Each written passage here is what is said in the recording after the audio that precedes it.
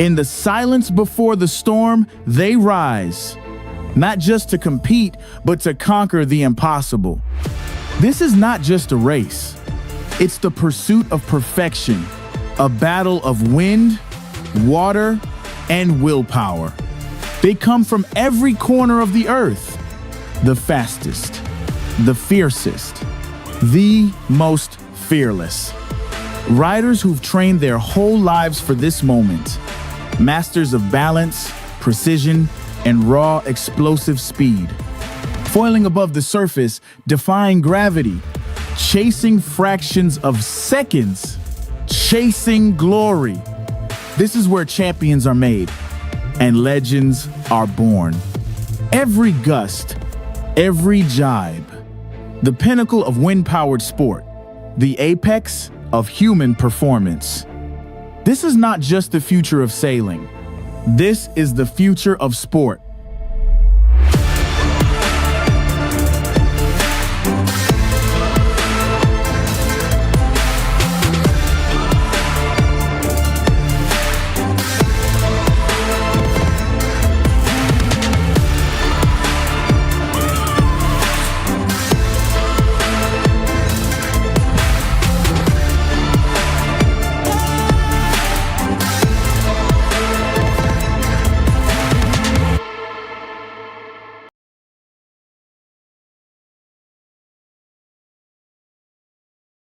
To the final day of the 2025 iQFoil European Championships. I'm Rafter Reid and I have the privilege to be joined in the booth today by Sammy Costin from Australia. How are you feeling? I'm feeling good. I'm a bit nervous. I'm very nervous. I joked to Rafa before that I'm probably sweating more than the girls out on the course.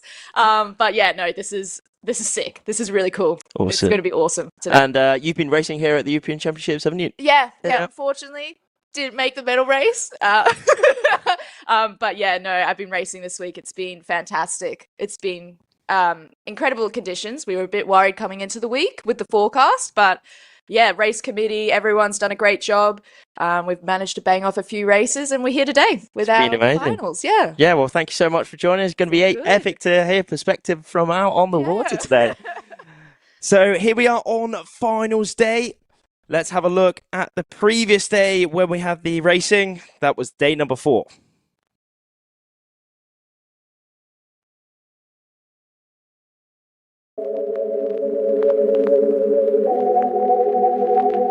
Day 4 at the 2025 iQFoil European Championships in Sferracavallo. Let's see what went down. Today, the media focus was on the women. Winds were light, but soon enough we managed to get racing in slalom conditions.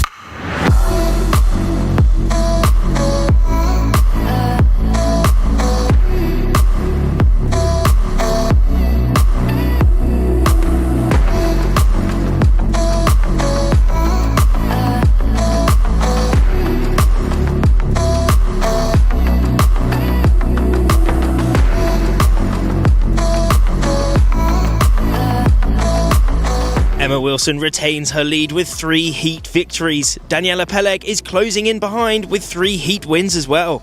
Currently in 3rd is Marta Maggetti.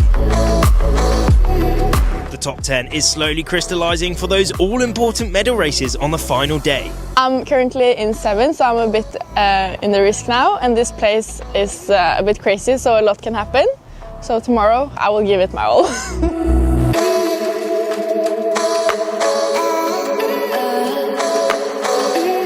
In the men, Nicolas Goyard stays at the top after only 3 slalom races could be completed in the Gold Fleet. Still leading after day 4, so super happy with that. 3 races of slalom today. So now it's already today we have secured to have enough races in the final series to get a medal race, whatever. So this is a good point because we're not sure about that even yesterday night. So it's really good. And tomorrow we'll see how it goes. That's it for today. Stay tuned for the last day of the final series tomorrow.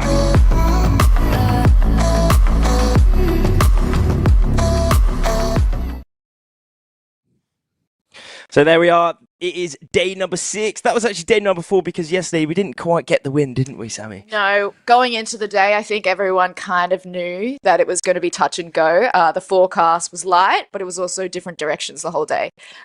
So it was a bit, for the sailors that were on the cusp of the medal series, it was a bit rough. We spent most of the day waiting. Fantastic place to wait in. Lots of restaurants. Great for IQ weight limits. Yeah, we ended up not being able to get any racing done. So, yeah, we raced. Day 4 was the last day of full racing for us. Indeed, it was an epic day there, and we've had a really awesome competition so far. Races after races, big slalom day on that day 4, and as we said yesterday, it was a pressure day, and the hype was building. So let's hear a little bit from the athletes about that pressure.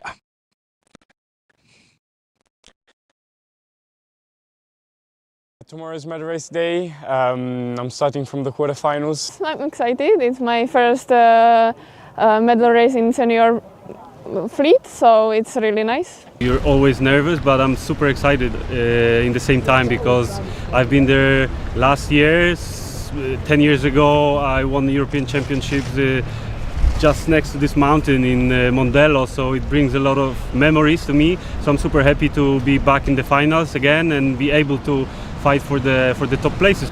For me, first medal race series in the senior fleet, major senior event, which is really impressive. I'm feeling ready for it. The week was really tough. We were really close with the points, and I'm so happy of having made it into the medal series. I was really actually sailing really nice, good performance. I was not expecting this because I had a hard year. I wasn't expecting such a result at this event. It came, and I'm excited. I'll try to climb as many positions as possible tomorrow. For tomorrow, I'm really hyped. I've literally nothing to lose as I'm in 10th, and so I'm just going to push 100% and give it my all because, yeah, anything can happen and we'll see what goes on. I'm excited.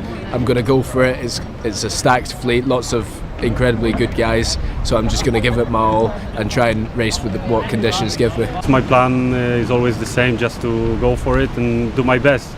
And let's see, I'd love to win. I'd love to get a medal. Whatever happens, I'm super happy. But still, like I said, I'm super excited and super happy about my performance here. So I'm very happy to be in the finals again. Go back. And there we are. It was great to see some of those athletes going into tomorrow. Now we do have the top 10 going into tomorrow, isn't it? So slightly different setup for here. But let's have a look at that top 10 who will be racing it out on our screens for those European Championship titles now.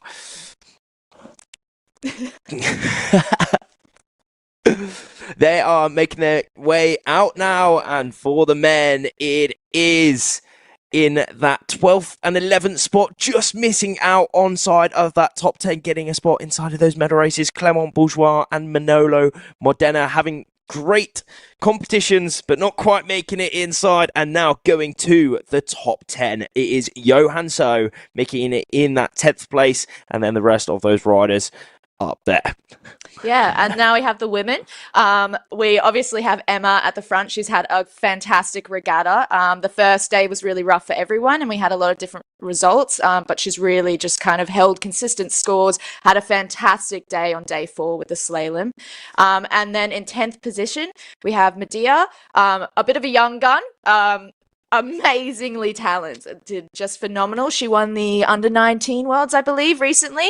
She's got nothing to lose today, so I'm sure she's just going to go into it and absolutely send it. But it's going to be a really sick series to watch, I think. It's some fantastic girls in this lineup. A few first senior final series, medal series, but yeah, it's going to be really cool. It's really going cool to be, yeah. It's going to be so, I mean, that was one thing that we were just chatting to earlier, that you know, I think anyone inside of that top 10 can can win it today. Yeah. Can win it. And we've got fantastic conditions. Yeah, it's going to be insane to watch. All of the guys and the girls, they're all insanely talented. We've got a mixture of experience and age, and they're all going to kind of bring their own flair to the races and their own approaches, which I think is just going to be fantastic to watch.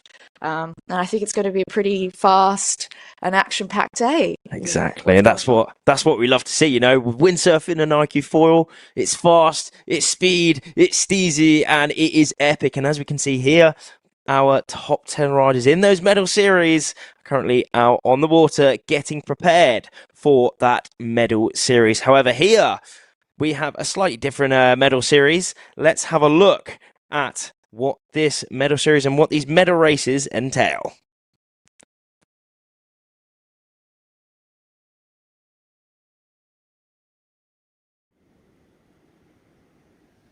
Yeah, so we are trying what came out of the World Sailing Conference in Ireland a couple of weeks back. This is a similar system what we have implemented during the year. We will have a quarterfinal with 5 boards, a semifinal with 5 boards, 2 advancing at each stage, and then they will meet in the final, the first and second from the opening series. And different to the other times is that the second place will come in with a win as well. So first place comes with a win, second place with a win. The reason behind that is that we're trying to limit the amount of different finals that can happen until we get a winner. So in the past we could have 4 different finals, and now we're going to limit it to 3.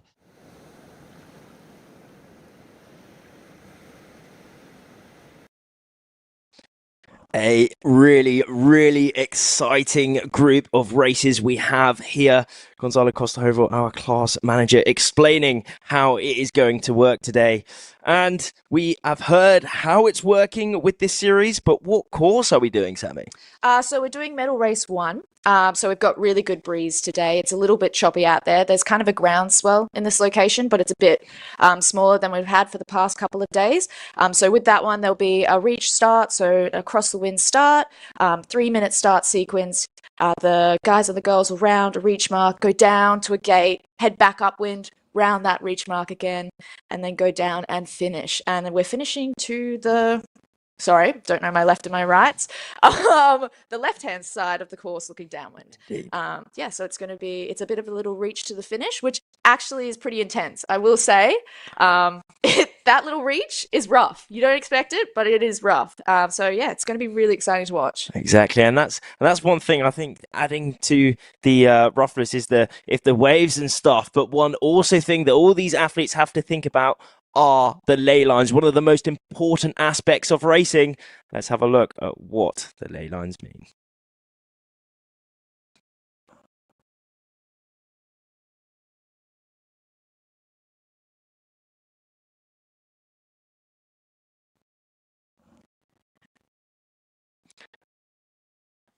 Let's actually have a look at the weather forecast. 10 to 20 knots out there, Sammy. It's looking really good. A lot of guys and girls actually snuck out this morning to do some training that weren't in the medal race, just because it's a fantastic day.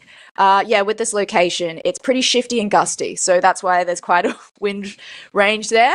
So 10 to 12 knots, 10 to 20 knots does make a fair bit of a difference in gear setup and modes and everything. So it's going to be really interesting to watch how the finalists manage this race course. You can even see on the live stream just the gustiness at that start line is really interesting, because that on the lighter days we really saw that influence your starting position. But yeah, I think we're going to see some people crossing that start line pretty loaded up and pretty ready to go. So yeah, it's going to be really exciting. I think there's going to be a lot of opportunities on the race course for people to change positions.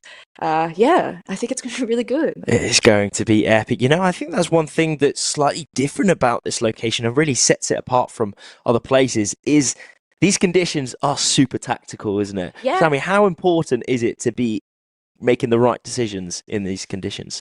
It's super important. I think we might be lining up for the start here. We are lining up for the start. The quarterfinal is coming up for the women. In this, we have Anastasia Valkovic, we have Maja Gisler from Norway, Sarah Wenickers, Kristina Pinisova, and Medea Falcioni. And that is the start. We are away for the women's quarterfinal now. There we go. So we've had some really good starts there. It looks like it's an all clear. So for Kristina, this is actually, oh no, it's not. It's a general. My mistake, everyone.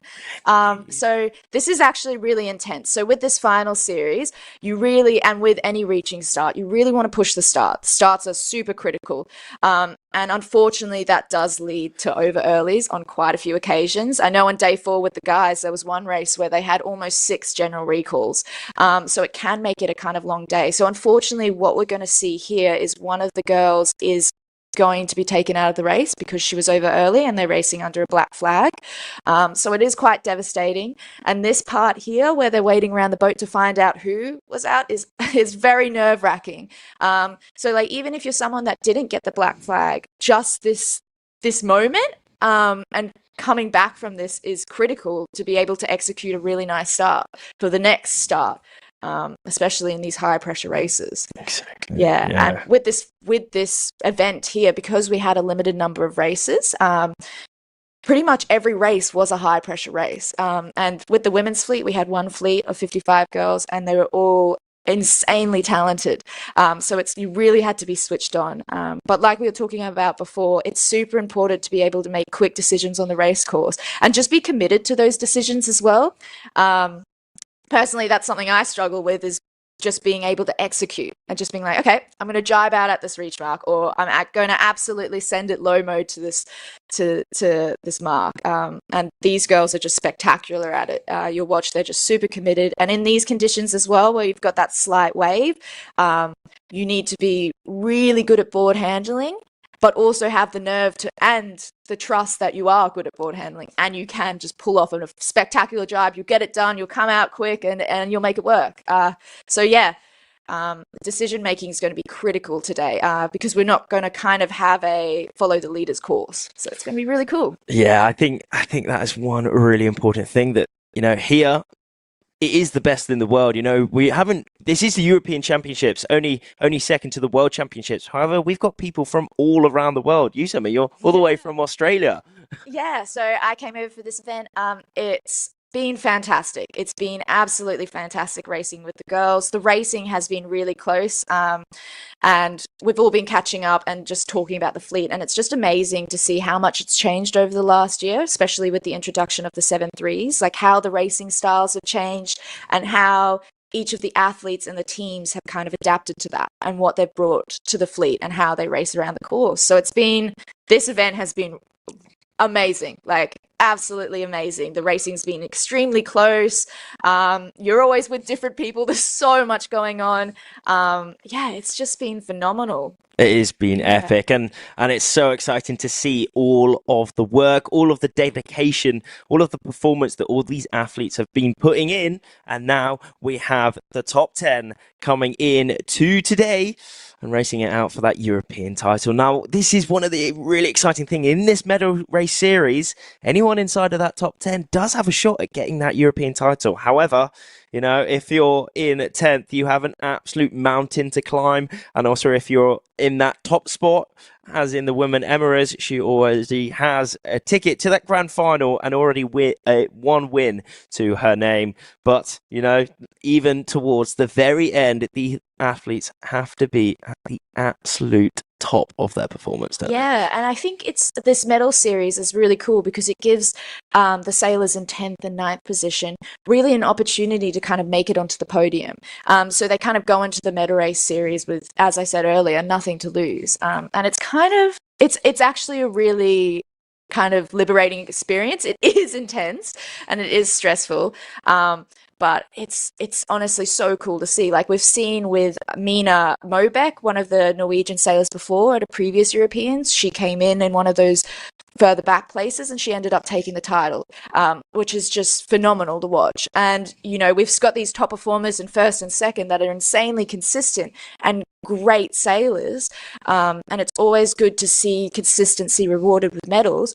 But it's also great to see kind of these girls having their first opportunity at these high pressure situations and watching them execute with the class and the format and the racing that we're doing at the moment. Being able to execute, as we've said, is so critical, and it is being you are seeing it in the final series and the opening series. So the medal race just kind of makes it on a smaller scale for everyone to see. Which is Exactly, nice. and it makes it extremely exciting for all of us watching at home. So make sure you share this live show to all your mates, all the fans of these races around, to your local club, group chats, everywhere around, to see the best windsurfers in the world battle it out for the top spots in Europe. And here we are, the top 10, the medal series format for the women.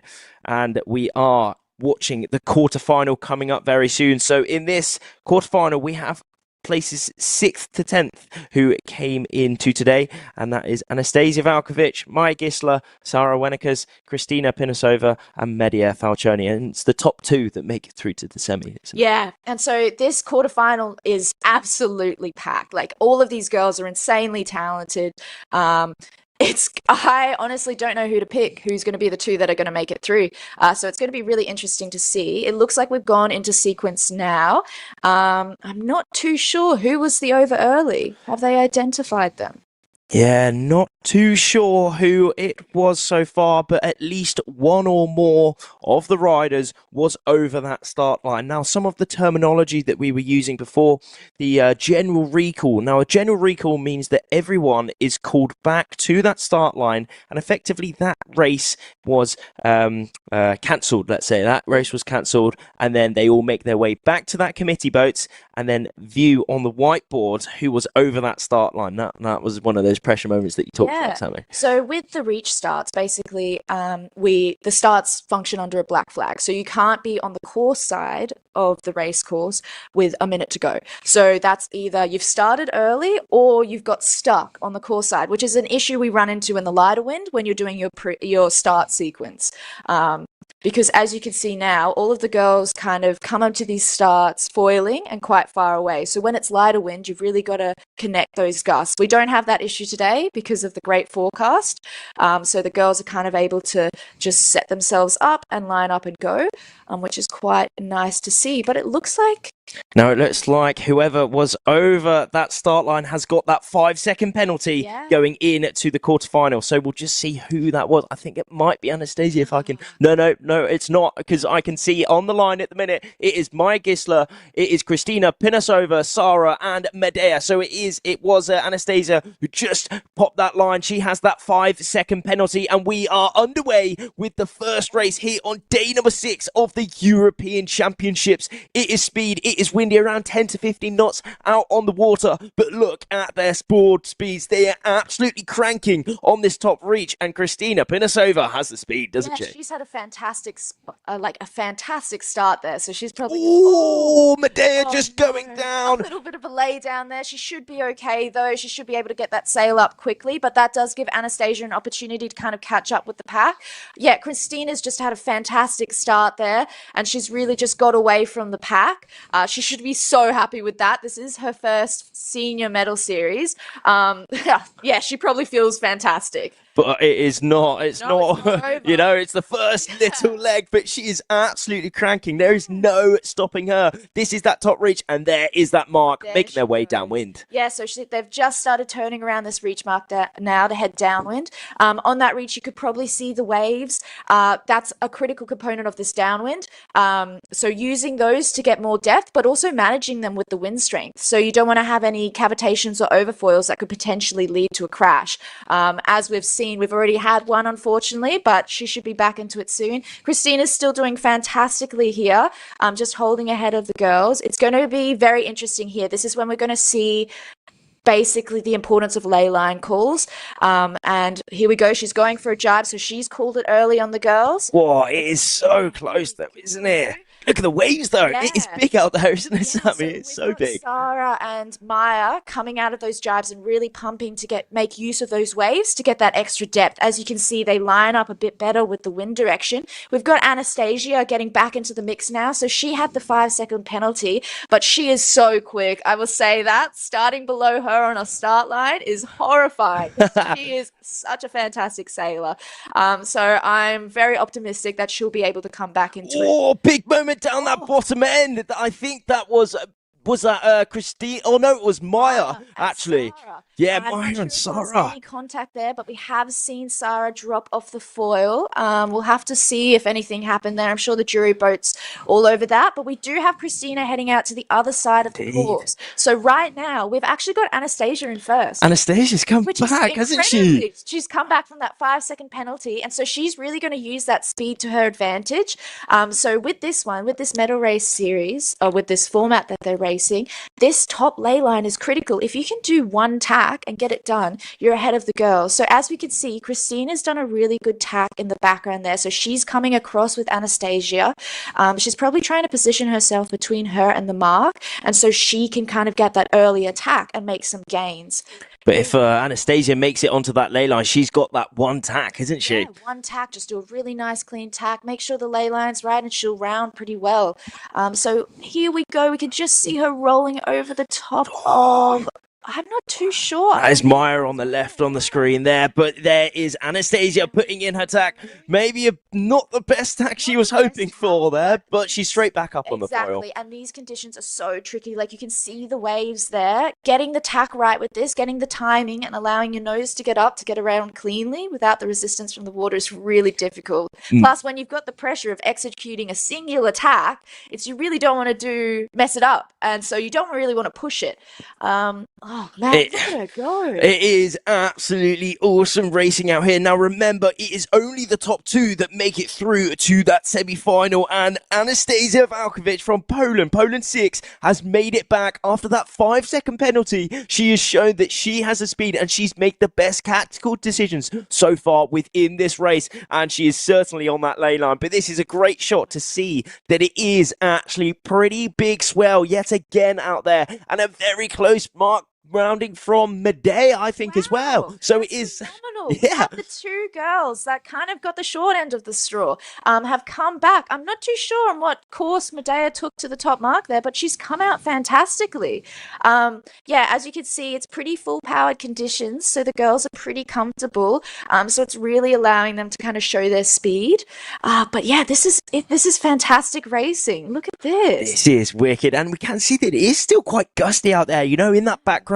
Where to see the gusts, where there is darker spots on the water, that is more wind, and when there is lighter spots on the water, that is less wind. Now we do have around 10 to 15 knots, so 5 knots of difference around there, and that can really mean the difference between 2-3 knots of board speed and overall VMG. Yeah, just being able to fully commit and manage these waves as well, and allowing yourself to access that higher speed is just super critical and beneficial to building a lead. And so I think that's what we're seeing with Anastasia here. Like, she was hitting 23 knots before, which is just fantastic. That's just such spectacular speed. She's a really good sailor.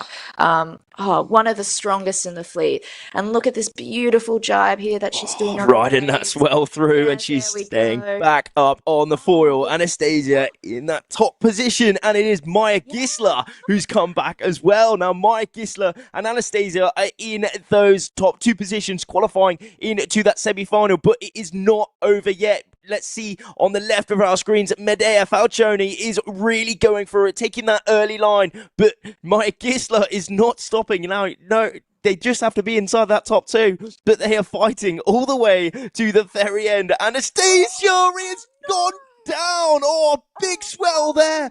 Absolute nightmare from her there. Holy moly. This bottom reach, it is so critical. It's such a balancing act between going quick and staying ahead and managing your board and control. So as you can see here, Maya's just crossed the finish line, but I'm sure that wasn't an easy reach for her. And also just Anastasia going down near her is so tilting that like the potential of her crashing at the same time would have been so high. That is tricky stuff, but that has allowed Maya Gisler to come towards the finish, and also Medea Falcioni picking up those top 2 spots within that quarterfinal and qualifying into the semi-final.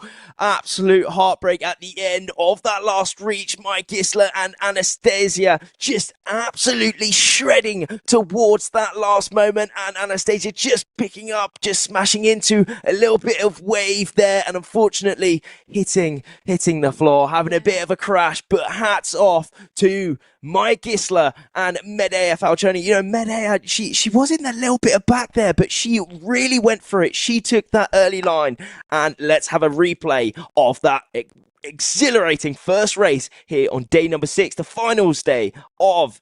And then Medea went down at the start. It is quite hard, I'm not going to lie, to watch this medal series. You've just, like, there was so much fantastic sailing on display there. And unfortunately for Anastasia at the end there, like, luck wasn't in her side and she got a bad wave and it knocked her off. And we could say that's board control skill, but realistically sometimes it is luck, and it is devastating to see someone sail such a fantastic race, come back from a 5-second penalty and lose it on the last reach. But it does add that excitement that I think people do enjoy seeing. And yeah, like, we saw so many positions changing today. What we did see at the end there is, I believe there might be a little bit of a discussion around that bottom mark incident. So we'll see the outcome of that, because we did have Maya coming first in this, and so she will go through to the semi-finals. And there was that moment, holy moly, just Anastasia just crashing a little bit, smashing into that wave, but it was so close between Anastasia and Maya Gisler, and Maya Gisler took it along with Medea Falcioni from Italy, and the Norwegian Maya Gisler. They have now banked themselves a spot inside of that semi-final. Wow, what a first race here on the finals day of the 2025 European Championships. This is cinema, isn't it? Yeah, Okay, so we've just had an update. There is an on-water protest going on around that bottom mark incident. I think it might have been that one, isn't it? Yeah, so that's intense. We've got a lot going on here. My heart is still dropped from that last little reach. Oh God! Yeah, it's awesome. It really is awesome. So make sure you share the link, share this live show to all of your friends, all your family. Get everyone watching this exciting pinnacle event, the last event on the calendar of the year. Now, I think going back to that moment at that bottom, I think it wasn't one of those situations where it was black and white. I think there are a couple rules that the jury out there is going to, the umpires are going to have a very hard time doing. You know, I think there was you know, the jibing on each other, but then also maybe a bit of windward leeward, and also a bit of mark rounding in there, and also maybe even a bit of port starboard. I think all of those are going to be coming into that situation. Like, I can't really say that I saw it very clearly, but I don't envy the jury's job. This is a very hard, as with most foiling classes these days, it is so hard to kind of deal with these situations, because there are so many rules that come into play, and the closing speeds around marks are so much higher than we have with normal displacement boats, that it's hard to tell when there was overlap, when room was necessary, kind of like when they've entered the zone. So yeah, this is tricky. It is tricky as well, and it's also one of those things, it's tough conditions out there, wavy, tough conditions, and so accidents happen. And yeah, it's just, unfortunately, we might see someone. Yeah. So, and we've just got a little bit of an update as well, that we have some course adjustment just to make sure we have the best conditions and the best race course out on the water. So let's have a look at what, you know, one of those, again, we said one of those really important aspects of racing, of sailing racing, the lay line.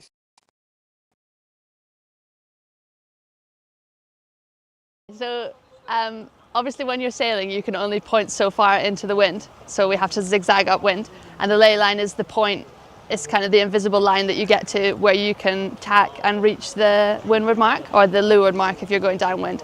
But obviously you can't see exactly where it is when you're sailing, so you have to kind of look and just do the best you can at guessing if you're going to be able to make the mark or not. So that is a big tactical point in the race, that you can either gain or lose places a lot if you get it right or get it wrong. It can cost you everything in the race basically, but in foiling you lose so many meters doing 2 tacks that you need to be very exact and be sure about it, but you also don't want to overlay because like this, they're just passing boats in. So you need to be just very exact about it. So a ley line for dummies is essentially the shortest course to the upwind mark or a mark. And if you hit the ley line perfectly, you're doing the best possible route around the course and you're cutting meters. If you overlay, that's a costly thing to do. If you underlay, that's a costly thing to do. You really have to nail the ley line and be the fastest around the course. And so the ley line is just the optimal place to tack to make it to the mark in the shortest time possible. You know, getting the ley line right is always quite difficult, but I mean, just using your eyes, a lot of it's a gut feel. It's just in the end experience. The more you windsurf and the more time you train and to hit ley lines, the just better you get. I always just say it's vibes. I just kind of attack when I feel. My coach said me that if I see the mark with the right angle, I have to tag it. So yeah, sometimes I do it and sometimes it's just feeling. Yeah, it's something you feel. But yes, it's always hard in our discipline because we go super fast. So also if the wind drop or grow, it's change a lot. So it's hard. Can't give away my secret. No, they can figure it out themselves.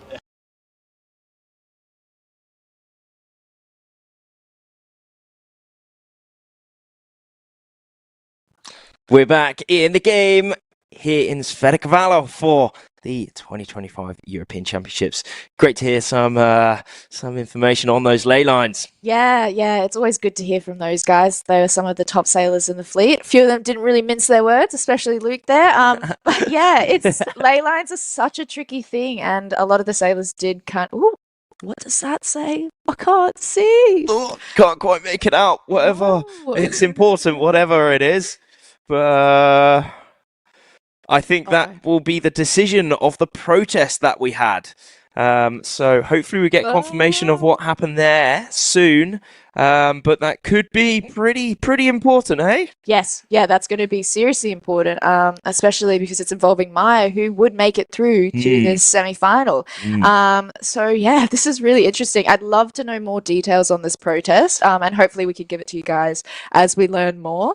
But yeah, that's intense. There was so much going on in that race. It was. I mean, it was absolutely exhilarating. You know, I was really excited to come and watch these finals, and you know, the first race, it has delivered. Yeah, absolutely delivered. And I think this is another one similar to those over early starts. This is another hurdle that the sailors are going to have to deal with before the next start. You know, Maya's been involved in a protest. This might affect the outcome of the next race, and then she's kind of got to whoever it affects has to reset before they start the semi-final and deliver again. And what we're seeing is a very challenging and opportunity-filled course. So yeah, and it looks like the wind strength has actually increased a little bit. We're seeing a few of those white caps on the live stream here, which just kind of shows us that the waves there's some peaks there. You know, and I'd just like to say all of the girls in that final race there, that quarterfinal, they all sailed fantastically. Insanely. Incredible. They all deserve their spots in the top 10 here. Unfortunately, we can't see them all go into the semi-final, but yeah, that was just some incredible sailing there, and everyone has worked so hard. We've had such a long season, and just to be able to kind of stay switched on, stay committed, stay focused, stay training, is just testament to them all. And it's always difficult. You never know what's going to happen at a regatta. You never know whether you're going to get that result, whether your work's actually going to show. So it's just, you know, credit to these girls for making it to the finals and just being able to deliver some fantastic racing. It is, exactly. The dedication, the work, you know, it's not only, you know, maybe the past week that they've been training. They've been training years, you know, up to this moment. This is, bar the World Championships, one of the most important competitions in the whole calendar. You know, this event is in November. We are at the end part of November, so getting towards the end of the year, but this competition is one of the most important, as not only because to put your rankings in Europe, but also, you know, this competition can mean the difference between you know, some funding levels and managing to get into specific teams. Now I know some teams out there, some federations, you know, this is a really important competition that all these athletes have to work towards. You know, if they make that cut, whatever that cut is, maybe top half, top 25%, top 3 up there, that can mean the difference between a whole huge amount of funding, a huge amount more support around them going towards that 2028 Olympic Games, doesn't it? Yeah, it makes a massive difference. Like, unfortunately, with this sport, funding is an issue. You know, we travel a lot, we have to purchase a lot of equipment, you know, events, everything. Like any elite sport, isn't it? Any elite sport, really. Like, the IQ does a really good job at class does a really good job at trying to manage that. And the fleet as a whole is super friendly, and we all try and help each other out.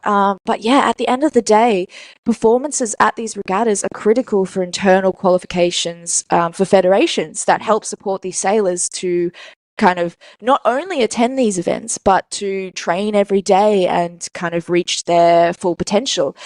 So that just adds a whole lot of extra pressure. And, you know, these medal series have changed a bit of that internal qualification guidelines for these federations. But at the same time, finishing on the podium can mean the difference between having to work a part-time job during the year and finishing 10th. So yeah, I'm sure that's factoring in. I would love to say that I'm sure it's factoring into a lot of these athletes' minds, but as well, they've got to be able to compartmentalize this before the racing. Exactly. And just be like, whatever happens out there happens, and I've done the work, I've put in the effort, and you know, they have to be confident in their ability to execute. Yeah, no, I think that, well, the majority of these athletes are full-time athletes as well, you know, working towards these competitions, putting in every single day to make their performance as best as possible at moments like this. Today is the finals day. It is the medal series. The whole week has led up to this moment where we will be seeing our 2025 European champions crowned. So, you know, we're going to see everyone pushing it to the absolute max, and we'll see what happens after this competition. We do have some pre-recordings of kind of some of the things that these sailors do in their off season, and kind of in between these competitions, which is super important to their performances that we're seeing today. So we'll let that roll.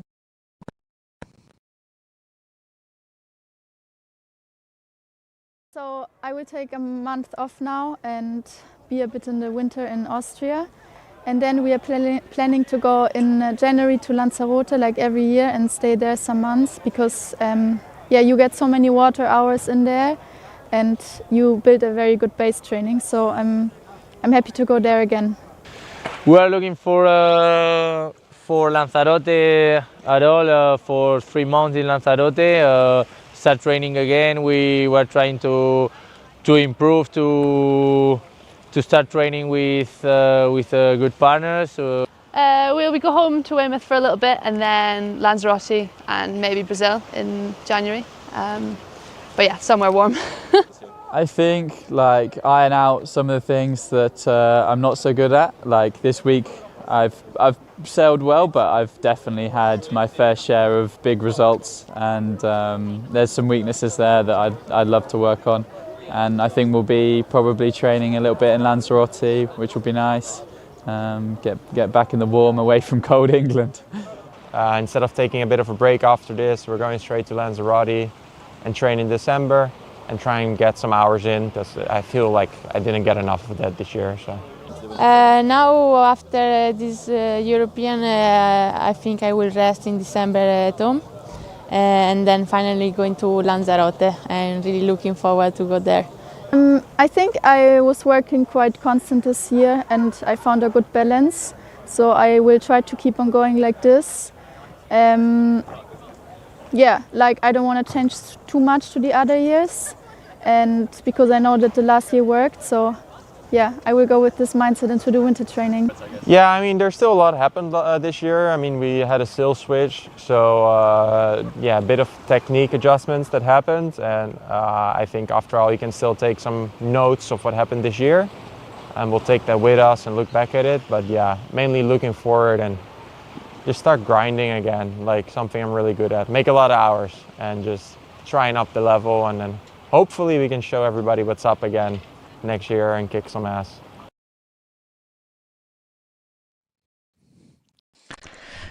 Great to hear. Great to hear what goes on behind the scenes. You know, there's no stopping it, is it? Honestly, yeah. Obviously, Europeans are rolling into their winter season, and training does get tricky over here. I would like to say though, please come to Australia. Please, we have fantastic weather. I just want people to sail with. Hit me up. But anyway, so we've got the men's quarterfinals starting now. So a minute 39 to go. So this is exciting. It looks like the wind's increased a little bit more. We're probably closer to that upper 20 range. So yeah, we're going to see some full power racing here. It is going to be epic. Now, in this quarterfinal, we have Andy Brown, our 2025 world champion. Could he bring it up and get up the rankings? He will certainly be trying. And then we have all three Italians, Leonardo Tomasini, we have Federico Poloni, and we also have Luca Di Tomasini and Johan So finishing off, coming in 10th. Now remember, it is only the top two that make it through to that semi-final, so the battle is on and we are inside the last minutes for this start. It's certainly picked up a little bit, hasn't it, Sammy? Yeah, so it's quite a short start line for this reach just because we don't have as many sailors as we normally do on a reach start, so you can see that kind of groundswell there, but you've also got a bit of wind chop on that now just with the increase in the wind. So this is going to make it really interesting. So just managing those starts, because you're always trying to battle with making a leeward and windward gap so you can get that acceleration on the start, but also managing it with those waves and not infringing on others is super critical. So we're going to see I think we might see a little bit of jostling before the start here as everyone kind of tries to position themselves to get the best start and kind of like Christina before, get bow ahead and really send it. And it looks like Freddie is out in the front, having a little bit of board speed on there. It looks like if he's timed it correctly, he has had the best start by far within this first race so far. But it's looking like everyone is stopping up. One of those riders was over that start line. It looked like one of the Italians. Yeah, I think we can say it was one of the Italians, possibly Freddie. He's a fantastic board handler, a fantastic sailor. But yeah, there's just so much going on with these starts. It's so easy to just kind of go. And also when you're coming in, you can't really stop and fall off the foil. So if you're going to be over, you're kind of over, so you've just kind of got to fully commit to the start. Sometimes it is tricky to see who's over in these close starts. And so you never want to be someone that kind of pulls back from the start line, doesn't fully commit, and then the race ends up going ahead and you're disadvantaged. So yeah, so we've got a general recall here for the men's fleet, like we did with the women's. Yeah, we can see the general recall flag up on the boat. That is that triangular yellow with a blue outline on that boat. That signifies that everyone makes their way back to the start, and they know that that was a general recall, as on that hooter there will be a double horn, won't there? Yeah, so, and sometimes if you don't hear the horn, like that is quite difficult when it is wavy and there's a lot going on, and when you're pumping and just in the moment. We did have that a few times with the racing over the last week. They do send a boat out, kind of to call you back, yell you down, make some noises. That's it. And then we have the race crew on that committee boats. We can also see that red flag, meaning that we are inside of that course racing. That signifies what course we are doing. And we also have that orange flag up on the boat. That signifies the warning of the races that are happening very soon, and also marks exactly the start line. So there's no ambiguity. Yeah, ambiguity. Ambiguity. There you go. Yeah. Yeah. So that flagpole signifies where the start line is on that start boat, and then it goes down to that pin end mark, which is actually one of the mark bots. So those are little electronic marks that kind of have their own little motors. So when we're rounding them, you can actually hear them buzzing away. Is that right? Yeah. Cool. Okay. Cool. I did get into a little bit of a battle with one of them on one of the finish lines on the last day, but that's okay. That's fun. Yeah, and they're being used because here the water is actually really deep, isn't it? The water's so very deep. that VSR that we've got next to the start boat there, actually, his job is to help anchor the start boat. So there's a little motor on that that he drops the line with, because there is so much line. And that depth is also why we've got such interesting water conditions here. Those waves and that chop is a massive part of that. So the island that you can see in the background, not Sicily, but the little one near this one, it actually gets quite shallow around there. So we've had a few days where we've been heading from the course racing areas, and you kind of have to make a decision whether you want to go around the island or what we say, shoot the gap. And if you shoot the gap, you kind of have to sail over the top of a reef. So you get some really interesting waves there, but it's added a bit of fun around racing. There are some really, some interesting, but I think really nice waves on there as well. But there we go, back on that whiteboard. That is who is over that start line. We can't quite make it out. I can just see a whiteboard there.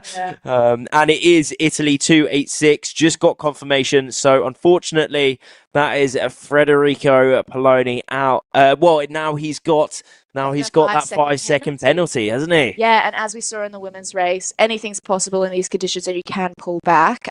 We did get a little bit of a dance with that little announcement there of the over early, so I think everyone's in pretty good spirits. The race committee's been fantastic as this event. As soon as the wind's been in, they've just been banging off racing, which has been really good. So I think we're going to see that today.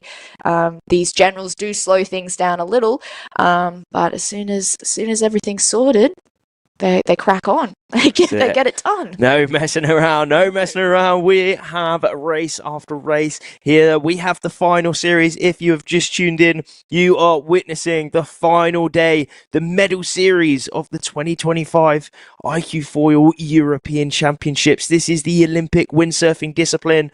They are falling, they are flying high, and they have the speed out here in Sferracavallo for this European Championships. And going back to the medal series men, on our screens we will be having the quarterfinal. Who's in this quarterfinal, Sam? So we have Andy, who is the current world champion. His medal race in Aarhus was spectacular to watch. If you guys haven't seen that, I totally recommend watching that.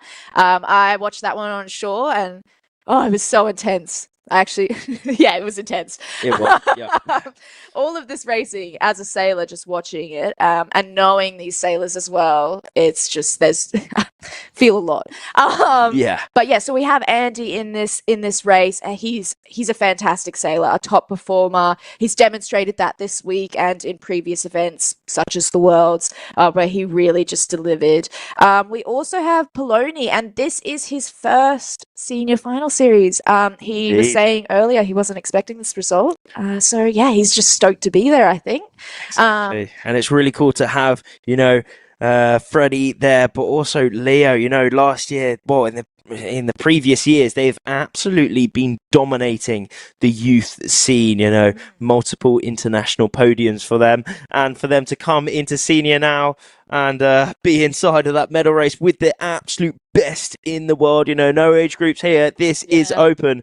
An absolutely amazing achievement from them. We were lucky enough to have a talk with them yesterday on the talk show when there was when there was an absence of winner. It was really interesting to see how they train together, their relationship, and how they have managed to get to the top of the world. But also joining them, another Italian teammate is Luca Di Tomasi.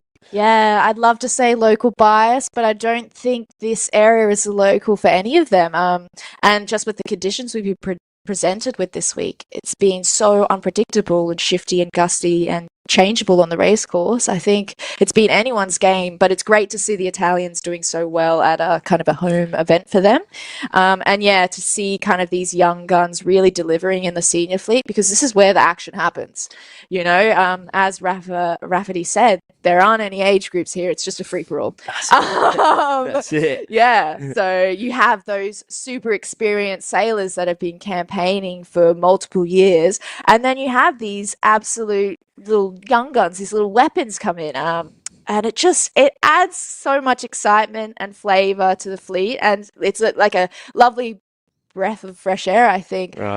These young guys, they come in and they're just so excited to be around, and tearing it up. Hey. Yeah, like I'm sure lots of you guys have seen Freddie's spectacular tacks on Instagram. Yeah. So around there, the foiling tack. Gosh, it's going to be tricky in these bits of swell, though, isn't it, with these waves?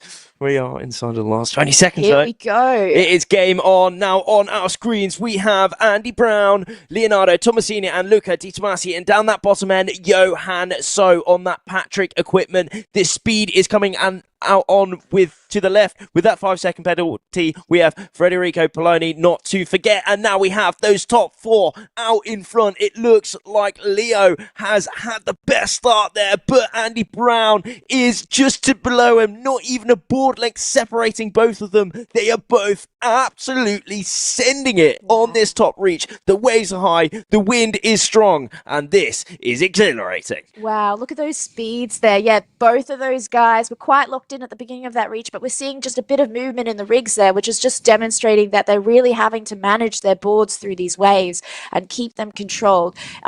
You know, having windward heel is critical to hitting these speeds on these reaches, but that's quite difficult with the angle that these waves are hitting the guys. It is huge out there, but Andy Brown has managed to take the lead off of Leo there, and also Johan So is out the back there. Now Johan is a absolute speed weapon. You know, he's just come from winning the PWA in Japan, and now he's coming straight into the iQFoil Europeans. He came inside of that 10th spot. Could he be qualifying into that semi-final? It is all about the top 2 within this quarterfinal. Only the top 2 make it through to that semi-final. Doesn't matter where inside of that top 2, just has to be there. And now inside of that top 2 at the minute, it is Andy Brown and Luca, but anything can change. Yeah, so we saw Leonardo having to jibe out early there on the downwind just because Johan managed to get the roll on him. So that was kind of forcing his hand there. So we'll see if he gets any gusts down the middle of the course here. Because it is so shifty and changeable, it might actually work in his favor. It's one of those things, he had to separate from the group there after Johan got the roll. So we've just got Andy coming into the bottom gate here.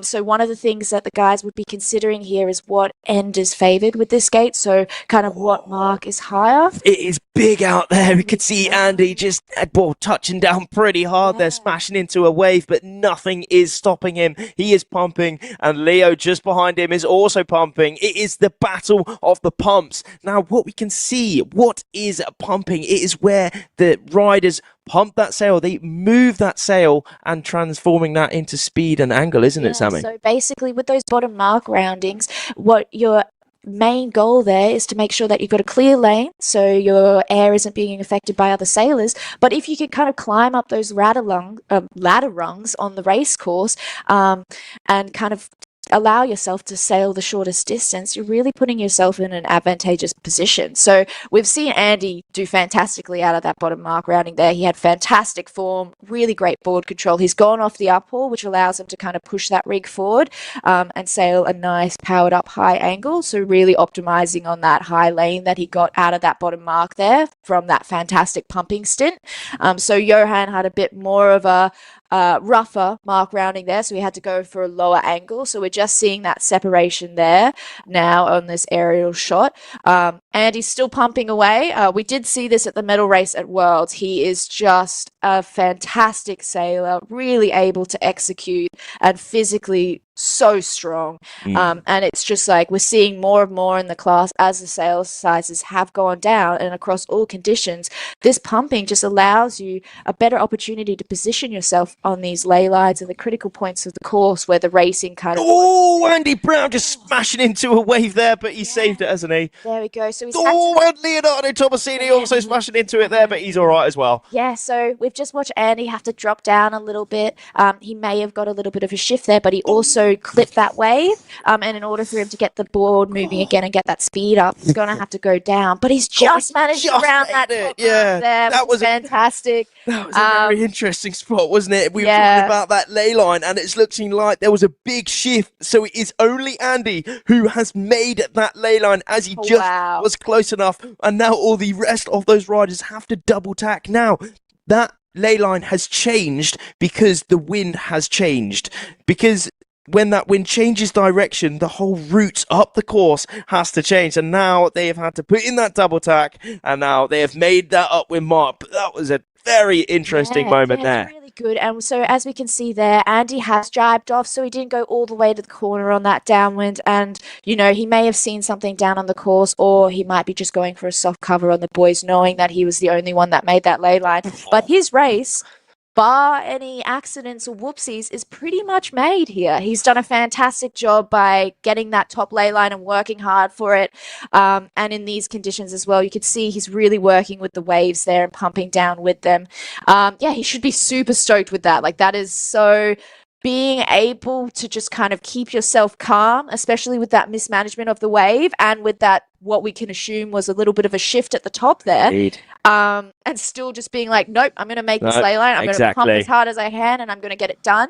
And it's just paid dividends. Like, look at this. It is. I mean, I'm watching this and every now and then they are just smashing into a wave, and it is so exciting because they really are on the limit. You know, as we're saying here, Andy has such a nice lead about making that upwind mark, but still, you know, he's on the edge, isn't he? Yeah. He's on the edge. And it's quite a big reach here.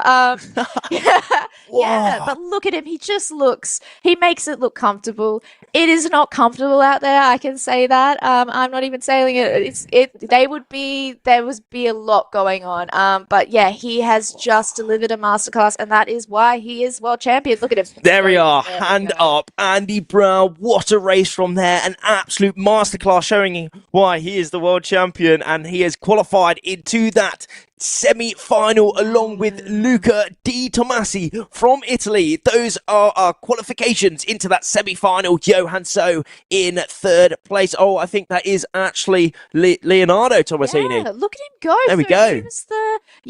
The little that's so good. So he came into that bottom reach there. His speed was significantly higher than Andy's. All Andy really had to do was make it to the finish line with the performance that he'd put together on the course. Position is the position you have to make sure you get it to get into that next final race. So yeah, props to the boys for that one. They all did. That was great. That was another epic quarterfinal. Wow, it is. Yeah, look at that. And I think we really saw kind of the challenges that the sailors have been faced with at this location over the week. You know, the shifts, the waves, there's so much going on out there. And we've had quite big fleets. So the men's fleet was split into two. So they did have a gold and a silver fleet into the final series.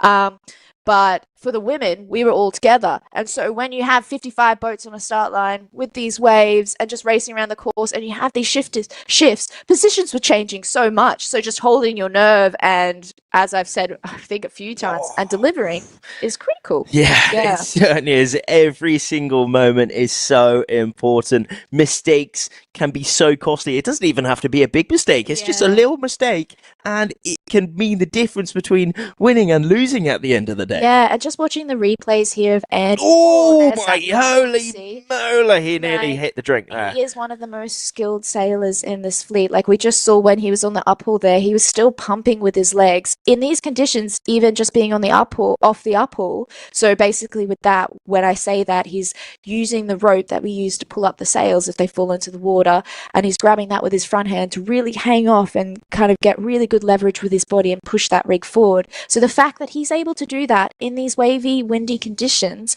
and still have the consciousness and the kind of brain power to actively pump with his legs as well to get a little bit more height, and that plan of how to get around the course is just, it's phenomenal. It's top tier. It is top tier, and it's so exciting to witness all of their work, all of their dedication, and you know, all of their fun come together. You know, this is another thing that I think is just so epic about this sport. You know, no matter if you're at the top like these guys or further down the pack at this competition, everyone's here because they love windsurfing, don't they?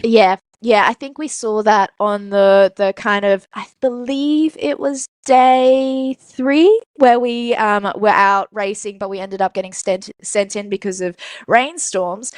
So we all ended up sailing in some pretty intense conditions, but I think everyone was just having a great time. Like we saw a lot of camaraderie in the fleet, you know, no man left behind. If someone went down, we would all stop in the wind and the waves and wait for them to get back up. But it was just that kind of, you know, we were all out of control in these massive ways. Everyone was just having fun, Yeah. you know, and it's just those little moments. Like the racing is so intense and it's so easy to get caught up in these results. And, you know, as we mentioned earlier, qualifying for funding, making sure that you can continue with this lifestyle. But ultimately, everyone's here because they really enjoy it and they love the class. They love they love the sport. But also they just enjoy being athletes as well. And I think that's a critical component of that. Like we're seeing the physical requirements of this class, particularly today in these conditions. You know, and everyone has to be willing to work hard and really just like day in and day out. You know, as we've got over 35 countries represented here. So that's so many people, different people around the world doing different things, different training programs, different approaches, and just being able to wake up every day and go, okay, I'm going to give it my best. Yeah. I think this is going to work. I want to get a result. I want to do well. And whilst send it. enjoying the sport and being able to send it is such a big thing. So all of these guys are just really, everyone's giving it their best here. Right on. This entire regatta, and we're just seeing really the top 10 men and women from this week. No, there we go. Top 10 men and women. And now we are inside of that semi-final. So it was Maya Gisler and Medea Falcione who have made it through. We did see a bit of a protest there going on there, but it is Medea Falcione and Maya Gisler who join Marta Majetti, Tamar Steinberg and Palma Chargo inside of this semi-final.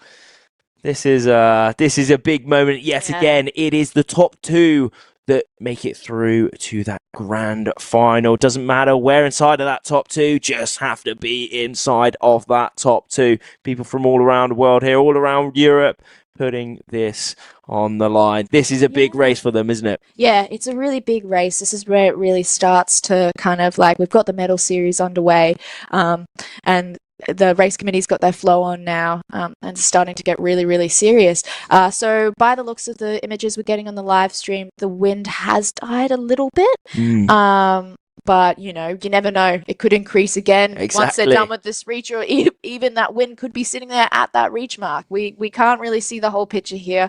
But, yeah, it does look like it's gone. Oh, there we go. There's a bit of a wind line up there. Bit of a wind line indeed. You can see those white caps. Now, how we can see that wind for everyone watching in is that where there is dark patches in the water, that means there is strong wind, and also where you can see white bits of little, let's call them little waves coming over on the water, that means that it's even windier. So on our screens here, well, looking downwind, looking to the same way as the wind, it usually looks a little bit lighter than it is. Then looking upwind, like here, now it looks breeze on, because it is still breeze on, isn't it? Waves, yeah. So it's just going to be really puffy today based on those winds. And as you guys can see from the images, there is a bit of cloud cover, so that does affect like how the wind looks on the water as well. But yeah, those dark patches usually indicate an increase in pressure. So we've just got the girls coming in for the start here. So the two boats following them are the jury boats. So they would have been involved in the protest before. So they're just making sure that everything is okay and everyone's following the rules, and they can kind of deal with those situations. Okay, so we've got Palma having a fantastic start here. So she's kind of got away. She's had a really great week. She's just consistently performed in all the formats each day. You know, she had a fantastic Olympic Games. She is one of those experienced sailors. And it's just great to see her back with the fleet and performing. Indeed. She's at that top at the minute, and now she is rolling over the rest of the riders. Now, what do we mean by rolling? That is when one of the riders goes on top, on the windward side over the other riders, and then gives them dirty air. Now, you don't want to be rolled, because then you have that dirty air. It's quite a devastating feeling. So what Palma did really well there was she had a great start, and she was kind of to windward, so closer to the wind, further upwind than the other sailors. So she was able to use that gap to leeward to really accelerate over them, and she had fantastic board control to make that work. So we've got the girls going downwind now. They're really trying to use these waves. Most of them continued on the downwind. So we've just had a few boards jibe Yeah, off there now. we go. Majority of them. One of the riders deciding to jibe a lot earlier, actually. Now, on this downwind, this is where they can decide whether they go for speed or angle. Now, this is called overall VMG, when you combine the angle and speed. If you go for speed, you have a little bit less angle, so more distance over the course. So it really is a balance between that speed and short course distance, isn't it? Yeah. So VMG, velocity made good. There's a lot of ways to approach this. Waves open the opportunity to really use that to get depth, but it's just managing them. So we just saw Italy have a bit of a wobble there. Nearly absolutely stack it, but she made it back all good, didn't she? So we've had Tamar, she's just on a jibe there to round the mark. It was a bit of a slow one, but that might have been just managing. We've got a split in the fleet here, so Tamar's heading out to the right side of the course, I believe, while we've got Palmer heading out to the left. So she's also up the uphill here, so she's really trying to optimize that angle and make good with her VMG. She's had a nice mark rounding, so she's got quite a clear lane. But we have Marta actually coming in over the top there. She's had a very, very good mark rounding, and now she has certainly got a bit of distance upwind. She's going for that height. She's going for that high mode. Maybe not quite having the speed. Let's have a little look at the speed. And she's even faster as well. Maybe a not faster or so. Well, I mean, it is switching around a little bit, comparing, depending on if they're in a gust or going over those pieces of swell. Now, this is something that they really have to think about on this upwind leg, is adjusting their foil height over those waves, because the foil masts that they use, the pole sticking out of their board, that is 95 centimeters long, and these waves are bigger than 95 centimeters, aren't they? It's just managing that. So Marta's done a fantastic job there. She is the Olympic gold medalist for a reason. She has a fantastic high mode. We did see Maya make a few gains on the inside of her there. So I'm sure all of the girls in that group there were just trying to manage their positions to the girls relative around them. So we've had Tamar go out on the other side. She did a fantastic tack in the background of the girls before. So she's going to come into this lay line. She's going to have to do another tack before this top mark. So this is when we're going to really see if it's paid off. So we've got the girls here. They're looking like they're on lay at the moment. It's looking close anyway. Here is that moment where we can see that lay line. Who is on that line? Tamar going a lot further than the rest of the riders. Her tacking right in front of Palmer there. Maybe not quite having the tack she was hoping for there, but she's straight back up on the foil. Pumping really hard is Marta, Maya and Tamar on that lay line. Oh, it's looking so close. Will they have to double tack? Palmer now is also going onto the same line as the rest.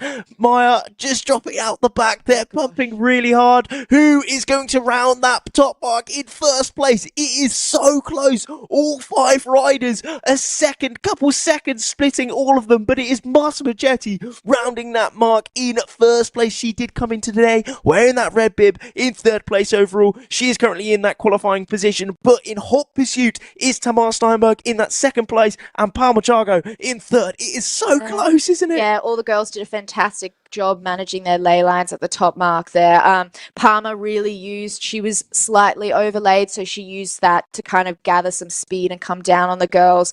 And then Maya and Tamar worked really hard to kind of pump and make that tight lay line work. So here you can get that's a really nice angle of the waves helping to push the girls downwind.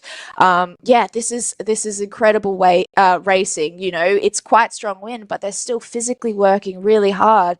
Because you're just trying to sail the shortest course as short as you possibly can, and that means a lot of pumping, making sure that those tacks are executed properly and in the right moments, and then managing the people around you. So we're seeing Marta just really put together a lovely race here.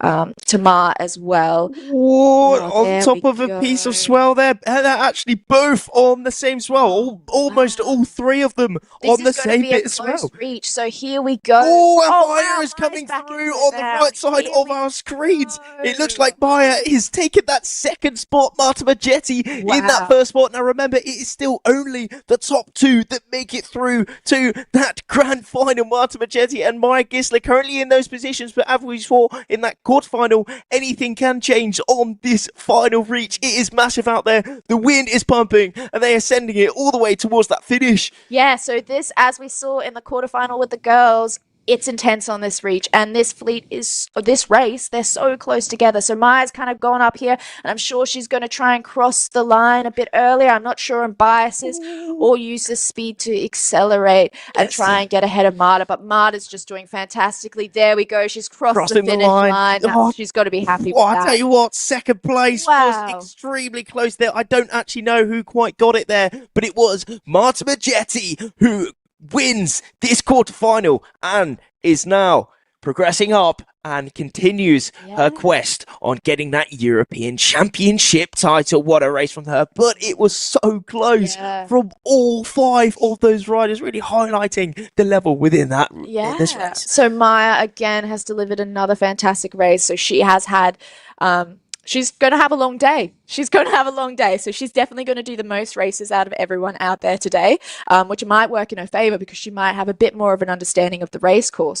But yeah, we just saw Marta deliver a fantastic race, really just sail nice angle, sail well. Yeah, it was just great to watch. All of the girls did really well there, you know, rounding that bottom gate for the last time, really close together onto that final reach. That's a good point, actually. Maya rounded that bottom mark in last place. Yeah, and we've just seen she's just really great at coming back and just keeping her head, you know, in that reach in the quarterfinals. She did have Anastasia go down near her, and the fact that she's just able to kind of lock back in and get the win is fantastic. Moment, all of them so close together, and there was Maya again rounding in that 5th place, and whoop-de-doo, she's coming through in that 2nd place. So she really came to that bottom mark rounding with a lot of speed. She jibed earlier than the other girls, so not directly on the mark, and that allowed her to just kind of accelerate underneath them as they were doing the jibes, which is just great work. Sammy, what a race after race of just pure epicness. Yeah, it's really cool to see. We've been absolutely blessed with the win today. It's been amazing. You know, fantastic. It has been a tricky week of wind. Let's say it has been a tricky week of wind. We've actually got really lucky. Like, going in, we all thought this was going to be a light wind regatta. You know, the training in the lead up was a bit, you know, we had good days, we had bad days. But it kind of all just came together at the last minute, and we got a good week. And it's really delivered for today, which is giving us this fantastic racing. So we've got the semi-finals for the boys here now, so they're all just waiting around the boat for this starting signal. It doesn't look like we've got any protests or anything that needs to be dealt with from the girls race, so as long as the race committee is happy with the course and everything, they should be able to bang this off pretty quick. Indeed, we do have the men's semi-final coming up. So far through the medal series, we have completed both quarterfinals. We've just completed another extremely exciting semi-final for the women, and now we are moving over to the men's semi-final as well. Within this semi-final, we have Tom Ruveny, we also have Paweł Tarnowski, we have Luke Van Opseyland. Those 3 qualified straight into that semi-final after a very good first series, you know, qualifying series into this medal series, and then joining them after qualifying from the quarterfinal, Andy Brown and Leonardo Tomasini. We have some really big hitters in this race, so I think it's going to be super exciting to see. We have Andy, world champion. We have Reveny, gold medalist. We've got Pavel and Luke, also spectacular sailors, top performers at most regattas. It's going to be really it's going to be a good race. It's going to be a really good race. It's going to be insane. You know, the level in this, well, in all of these races is just so high. You know, each of these riders have placed at top international competitions. You know, Tom Rivini, as you said, 2024 Olympic gold medalist. Pavel Tarnowski, a huge amount of international podiums to his name. Luke Van Opsieland got the bronze medal at the 2024 Olympics. Andy Brown, the current world champion, and also Leo, who has picked up a huge amount of international podiums, world championship titles to his name in the youth scene. So, you know, the level is just through the roof. And just listening to you name off all the accomplishments of these sailors, it's just fantastic to hear, because it's just like, wow, that is such a loaded fleet. Like, anything can happen. It just makes it so exciting. And it's so great that the fleet is strong enough that you can have so many different people performing. It's just great to see. But yeah, so we've got about a minute 20 until the start here. So what the guys will be doing now is just kind of going through their start processes to ensure that their time on distance is right. They're ready to go.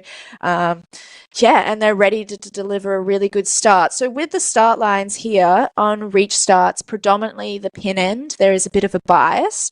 So that mark's just slightly closer to the reach mark. So that does, if you started at the pin and you sailed directly to the mark, you would sail the shortest course. But obviously then you have to factor in the waves, the wind, you know, your positioning on the start, your speed at the start. So it's going to be really interesting to see who wins this start and where they come from.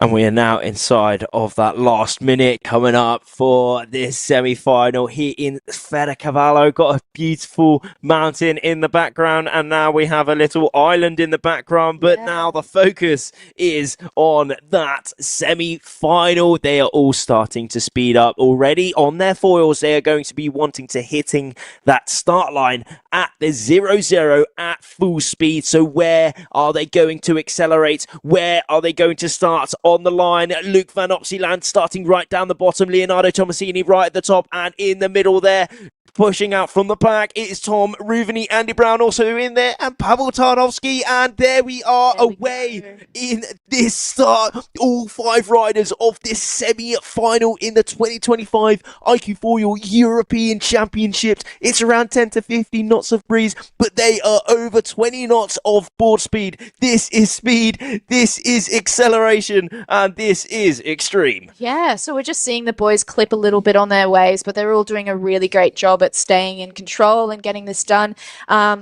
So Reveny's got a bit of a gap. He's bow ahead here, so he's going to come into that reach mark, quite in a pretty good position. You know, he's got the opportunity to either extend downwind or jibe off here.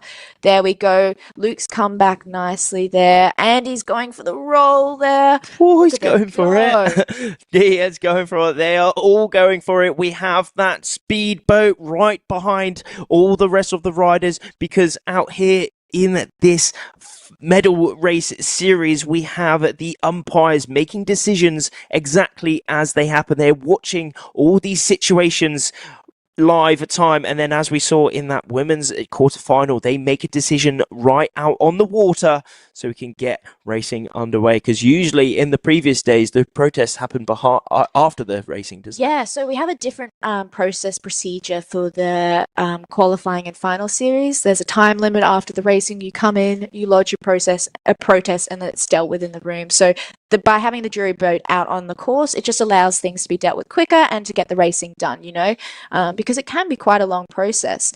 So here we had Revny and Leonardo both jibe off early on the downwind to get separation from Luke and Andy. Luke's just done a jibe here to head into this bottom gate, and we've got Pavel coming in. There we go. So Andy is rounding in first.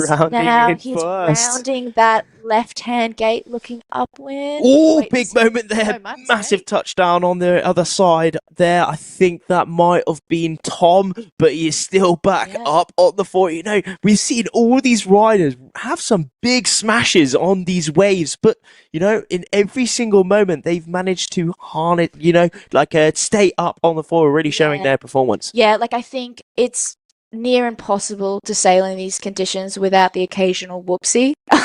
But it's whoever makes the least amount of mistakes that is going to be able to perform the best. Yeah, I think it's just like all of the guys here are just racing so well. We've got Andy doing a fantastic tack there. That was a great tack. I don't believe he did not get the cross on Pavel, so they're going to keep going. So this is going to be an interesting. Oh, look at that fully falling tack from Luke there, though. Oh, look at these tacks. They're just beautiful tacks there. This is you can save this for later. Cannot get any better than all three of those tacks there. Holy moly, that was unreal. Unfortunately, Leonardo's just fallen off the foil there. I'm not sure if that was from the tack or something to do with the jury boat, but we'll see how he goes now. So all of the guys are on slightly different ley lines heading into this top mark here. So it's going to be interesting to see how it plays out. Andy is on the tightest ley line there, but we did see him execute really well in the race before, so he might be pretty confident in his ability to pull this off, and if he gets it done, he'll be able to extend nicely on the boys. It is all looking yet again so close here, though. Pavel Tarnowski and Luke van Opsieland battling it out on this top upwind little leg here. Who is on that ley line? Luke is definitely a bit higher. He's putting in some he's going for another tack, so they've actually underlaid that ley line, so they have to put in a double tack to get more distance out onto the other side and make that upwind mark. Yeah, there we go. Some more fantastic tacks from the guys there. It looks like everyone's had to do the tack because they've underlaid, but again, they had very little dip in their speed. Wow. So that's just allowed them to kind of, the losses haven't been as big. That's fantastic work from Pavel there. So coming into that top mark, before he did that that additional tack, he was really pinching. So he was pointing a higher angle and trying to get it done. He was going a slightly lower speed than Luke, but he was sailing slightly higher. So we've got them coming downwind now. Look at them go, just fully powered up. 26 knots of board speed out here. They are absolutely cranking, using those waves to their advantage, pushing them down. Now these riders are using the wind to get that speed, but also as these waves are quite big, they're almost surfing those waves, getting those waves to push them even further downwind with a little bit more speed. And with that combination of angle and speed and short course, increasing their overall VMG. Now Andy is split from the pack here, trying to attack. So he was working really hard there. We just got a little snippet of his pumping at the end there before he did that jibe. So he's jibed back to come towards Luke and Pavel.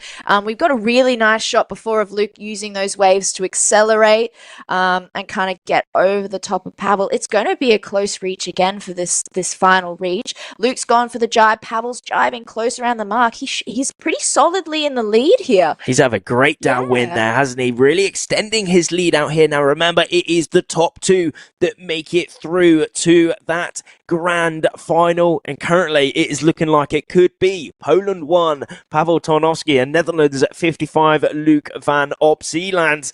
It's, anything can happen all the way towards that finish, though. An absolute masterclass from these riders here. They have sailed this course perfectly, gone the right ways, and that is paid as they have overall done a shorter course and gone faster, and it is paid. Look at the lead that they have on here. Like, Pavel didn't have the most fantastic start, but he's just done a really good job at holding it all together there and getting the win. He's pretty stoked. We could just see the drone in the background there, and him celebrating. Luke has also come in second, so that's going to see him advance. Unfortunately, Andy didn't manage to get back to the boys, but again, he sailed a fantastic race. Everyone did. Super tricky conditions, as we saw, super changeable as well. A few shifts at the top there, underlays, additional tacks, but everyone was just, the tacks we saw were fantastic for the conditions. Again, top performers. Yeah. We're seeing top performances from the top performers. Exactly. We are witnessing the best in the world racing it out here, and Pavel Tarnowski and Luke van Opsieland are continuing on the medal series. and now have banked a spot inside of that grand final. But let's have a look at that replay again. Straight off the doors, it was Tom Ruveny who had a great start, rounding that mark in first place, but it was all so close. All of the, whoa, he nearly like went round the front right there. Yeah, that was nearly a bit of a nosedive there. You know, they're always on their limit. Like the guys make it look easy. They look comfortable when they're sailing, but all of them are pushing it really hard. So, you know, the probability of crashing is super high. So the fact that we're not seeing that in this racing is insane, because there are some close calls, especially hidden away, even if we don't see them on the camera. So here we get a really good shot of Pavel off the uphill there, really trying to come up on Luke and get that high angle. And there we've got the boys tacking around that reach or top mark for that second lap. And yeah, just really good doing that tack straight onto the downwind, pumping to kind of get that depth and acceleration. It's great to see. Beautiful jive from Luke there. And using that, timing it with the wave really well. He looked super relaxed. He probably, you know, it's not an easy thing to do. He makes it look easy. It's not. Still feeling the pressure for sure, but they did enough and they both crossed that finish line in first and second spots. And they now continue their journey to try and get that European Championship title. Now it is time for the grand finals. This is exciting. So we're seeing Emma and Daniela for the first time. Now Emma's had a fantastic week. She had a fantastic day 4 with the slalom. She is one of the best sailors in our fleet. Honestly, we've had tracking. It's fair to say. We've had tracking for this whole event, and you know, just watching her races back and also just racing with it, she just delivers a masterclass every time. It's phenomenal. You know, she's cool, calm, and collected. So, I'm super excited to see her race this final. But I'm super excited to see all the girls. You know, we've got Daniela as well, super strong. Marta, who just delivered a fantastic race and is a fantastic sailor as well. And Maya, who's had an amazing Worlds. I haven't mentioned that yet. It's lovely to sail with. All of these girls are lovely to sail with, and it's just I think we're going to see a really good race here, and it's going to be really cool. I think it's going to be a showcase for the class. And these conditions, they're exciting. They're very different. You know, we don't have that fast, flat water, but waves just add this exciting element, and they are so fun to sail in as well. It is, you know, watching all the racing out here this week, I have been a bit jealous actually of all of you. You know, it has looked like so much fun, not only just windsurfing out here in Sferracavallo, but also just racing around with so many people. It's so fun. The vibe has been fantastic. I remember the practice race day was insanely windy and insanely big waves. And I remember all of us launching for that, and we're like, oh no, like what have we got ourselves into? But yeah, this week has just been great fun. It's been really fun to be a part of. And just to see this final series in such good, this medal series in such good conditions with such good sailors. It's a great way to end the week, I think. Certainly a great way to end the week. And we are now inside, coming up to the last race of the day for the women, coming up very soon. It is the grand final, so not half final, but we are into the big moment. The whole week has led up to this moment. Here is where we will be crowning our 2025 European champion. Now it is Emma Wilson and Daniela Peleg, already on 1 win after having a great performance previously in the week. They only need 1 more win to win that title, and Marta and Maya, after qualifying from the semi-final, need 2 wins. I'm almost shaking. I'm so excited for this. But so basically we could see Emma or Daniela really just finish this in 1. It's gonna be so exciting. It's getting a little bit dark out there. We have had a few rain clouds float through. So we're in about 1:18 till the start here. There we go. I'm not too sure. Most of the girls putting in their final jibe or so, coming towards that line. We can see the start just in the background with that big white boat that's gone behind the timer, and then the tiny red buoy to the right of the timer, and that marks that start line. Now the start line, you know, it's not marked out by anything on the water. It's almost an imaginary line. So, you know, these riders have to visualize that line, and while hitting that line at such high speeds, and with not only yourself going high speeds, high speeds with people around you. Yeah, keeping an eye on the people around you. So you do use transits, so things on the land that you line up with the marks to kind of give yourself an idea of where that start line is. Some people are great at just like visualizing it. Even from a bird's eye view, so kind of the perspective that we're getting from the drone shots. But yeah, it is tricky to know that start line and where it is, and also just the feeling of crossing that start line as well. It's just like, oh, am I over? Here we go. Okay, and there we are away. Emma Wilson having a very good first start within that race. Oh, it's looking like some of them are backing out a little bit, unfortunately. No. Oh, okay. So I think one of the riders was over the start. I think Emma might have been over. I'm not gonna. I don't know. All speculation at the minute. Yeah. We'll wait for confirmation, but it's looking like, well, for sure, actually, not for sure. Something has happened. Yeah, okay, we have a general recall, so one or more of the riders. What we've seen with the races up to this point, this 5-second penalty, it is stressful. Oh. Yeah, it was so close. It was close. It was close. It is stressful, but you can come back from it. And if anyone can come back from it, it's definitely Emma. But again, I'd like to say I don't have any favorites for this race. Just, you know, it's so exciting. It's so exciting. So we have had a general recall here. We will find out who was over. They're doing a great job at giving me a heart attack here. So we can just see the race committee there discussing and reviewing the footage just to see who's over. So they're just going to write on that whiteboard to let the sailors know. It's going to be exciting. Out on the course, we have around 10 to 15 knots, latest update. Could be a little bit more, a little bit less at some points. What we can say is the wind is very it makes for some tactical racing because it is quite gusty and quite shifty, as we've seen in those previous races. We are here in Sferracavallo in Sicily, in Italy, and we are at the final moments of the 2025 European Championships. So not long to go. The whole week has led up to this moment. Make sure you share this live show all around. Share it to all your mates, all your fellow windsurfers, and just anyone who wants to see some epic action. Yeah, shout out to the race committee as well. So they've been out every day on these little boats in these waves, doing their jobs, writing stuff down. I don't understand how they aren't more seasick. Even when we're under AP, they're often sent out there to check course conditions and keep us updated. So they're holding us all together.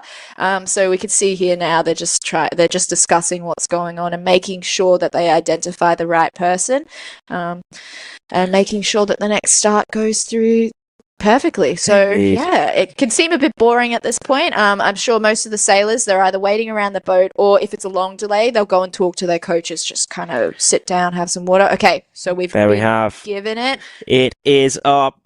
Emmy has reviewed the footage on the iPad. Now they all film every single start, so they can review that footage and perfectly make out who was over, but also who was not over that start. Now we are just reviewing that.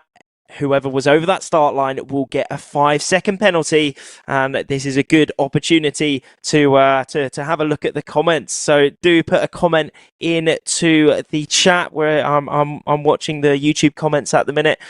Tell us where you're tuning in for, where you're tuning in from, who you're rooting for, and who do you think is going to get this European Championship title. I'm reading some of the comments now. We had some support from Media. Yeah, she did a great competition, a huge competition from her.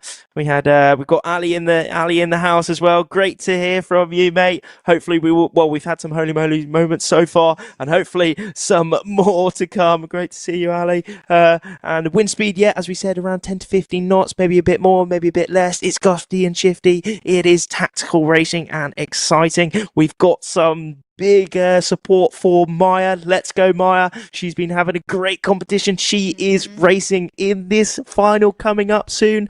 She's been consistently delivering this whole year. So we could just see her coach Olga on the start line there, just having a bit of a chat. The coach boats are clearing out now, which does tell us that they're about to go into the sequence, just because all coach boats have to sit below that pin end and watch the racing like all of us do. So that can be quite intense for them as well. So we've just got the girls waiting. I haven't quite had. Okay, so confirmation that GBR7, Emma Wilson, and also Marta Majetti. Okay, this is interesting. Here we go. Okay, so 2 over early. So we're going to have those 2 girls have a 5-second penalty. Yeah, it's going to be super interesting. It's still all to play for. It's just a small disadvantage at the beginning. But both of those girls are world-class sailors, so I'm sure they can kind of pull back. It's a great advantage for both Maya and Daniela, though, because it'll just be the 2 of them on the start line. You know, lots of space to just absolutely accelerate off. So it's going to be critical that they have their time on distance right there. And they could really make the most of this opportunity that's been given to them. You know? Exactly. So it is confirmation that over early is GBR7 and Italy 157. Emma and Marta now have a 5-second penalty. Now, Sam, you did say it is a small one, but it's huge. It's massive. It's massive. It's absolutely massive. The speed that these boards go at, 5 seconds is, man, I can't even do the maths on that, but it's a distance. It's mega. Obviously, but it's a big distance. I can't do meters per second into knots. Quick maths is not my strength. There we go. But yeah, you know, it is a disadvantage. Yeah, it is a disadvantage, but there's nothing we can do about it now, and these girls just have to lock in. Exactly. But you know, that's happened because they were over that start line. Now you cannot be over that start line, and this is the let's say the punishment. Strong word, but you know, it's true. It is. It is the punishment, and it is so hard because there is just such a little difference between being okay for the start and being over. And in order to have great races, you need to have great starts. And to have great starts, you need to be at speed on the start line at go. So, you know, it's really, it's a tiny mistake, but it is costly. So here we go. So we've got the girls. They've just crossed the start line there, what I'm assuming is for the last time before the actual start. So they'll go off and do their final jibes and then start their approach in. So we could just see those coach boats sitting down below that pin mark and a few sailors just resting on those. Mostly the guys. So the girls that unfortunately didn't make it through to this race, they'll either stay out and watch or they'll go in, get warm. Watch the show. Watch the show. Hey, and we are coming up to the next start for this grand final for the women. This is the race where we will be seeing our top 4 currently in this competition. Where will they place inside of this top 4? We will be seeing very, very soon who in this fleet do we have. We have Emma Wilson, our 2025 world champion. We have Daniela Peleg, our 24 European champion. We have Marta Majetti, our gold medalist at the Olympic Games. And we have Maya Gisler, our 24 vice European champion. It is just incredible. And here they are. Is Maya Gisler and Daniela Peleg on our screens at the minute, both hitting that start line super close together, and Maya Gisler is really topping out on that foil, but it looks like she stayed safe, and now the focus is on Daniela Peleg. Let's have a look at her foil mast. At point she is low, at other point she is right on the top of that foil mast, so she is, I don't think she's seen that Maya's had a little bit of a whoopsie there. Honestly, she'd just have to be locked in and focusing on herself. We could see Emma coming in in the back there, so she's locked in, she's ready to go. You can really see these waves with this angle with the girls, but also the jury boat in the background was getting absolutely launched. So yeah, it's tricky conditions out there for everyone. So we've just got the girls approaching the reach mark here. Daniela has had a fantastic start. She's really extended Great work staying in control of her board. She's going downwind now. Little pump. She's got a nice puff there, but she's deciding to continue on. There we go. We've just got the wind filling in with her. She's really making the most of those waves. Right on that wave, Yeah. she. It's hard to manage because you want to really get the acceleration, but if you get too greedy, then sometimes you get stuck on it and you go over the wave in front and it actually slows you down. Looked like she got a little bit stuck on that wave Yeah. at the end when she was trying to pump, but now she went a bit back and Yeah, it's got the hard, next you wave. know. We've got such different speeds between the waves and the boards. They're both moving at different speeds, at different angles. Emma is doing fantastically on this downwind. You know, we're seeing her really firing. She's accelerated. She's back in the mix now after that start. Both Maya and Daniela have done really nice jibes there. Emma's done a jibe. It kind of looks like from this angle she's in a little bit more pressure than the girls, but I could be wrong. Yeah, look at her go. She's just really locked in, working hard. She's working to the absolute max, isn't it? Now, remember, Emma Wilson and also Daniela Peleg have one win already to their name. So if either one of these riders win this race, they will become that European champion. So it is all on the line. They are working to the absolute max. This could be their last race, and rounding at that bottom mark in first place, it is Daniela Peleg. She is in the European Championship winning position at the minute. Maya Gisler has also come into it now as well, catching down, and Emma Wilson rounding in third place. This is on. There we go. Okay, so those two girls rounded the bottom mark there together. Emma went on the inside, so she's going to work really hard to hold a higher lane than Maya and get an advantage on her. Those bottom mark roundings are critical. Emma has had to work so hard on that downwind with the ley line. She was pretty much pumping the entire thing from that jibe, and now she's had to come out of that bottom mark and pump as well. So she's probably knackered. We could just see here, unfortunately, she wasn't able to hold her line above Maya. She's still working. She's still pumping. She's working. Still trying to make it work. It's not over until the fat lady sings. And so Emma is working hard to just get above Maya there because they're coming up to this critical tack, you know? It's that ley line. Yeah. It is all about that ley line. Here is where one of the most important aspects of this race is, because they've all decided to go out onto the same side of the course. So it is all about who makes the best decision. we've got Emma the tack Wilson going. has tacked Okay. first, followed by Daniela Peleg, and closely followed again by Maya Gisler. This is one of the most important moments in this race. Who has made this ley line? Daniela Peleg definitely in a more of a safe position here. But, you know, as Yeah. we've seen in the previous race, it can all change. So with that there, all of the girls going into that tack were on an extremely high angle. So they were working so hard to make the most of that wind and point as high as physically possible. So going into that tack, they were quite underpowered. So they had to work really hard out of it. So that's why those tacks didn't look that great. All of these girls are fantastic tackers. They're great at their maneuvers, but you know, they were really pushing the limits there. So we've just got Emma here. She's on a tighter ley line to this top mark. Now, I don't have the angle where I can see the top mark, so I don't know whether she's laying.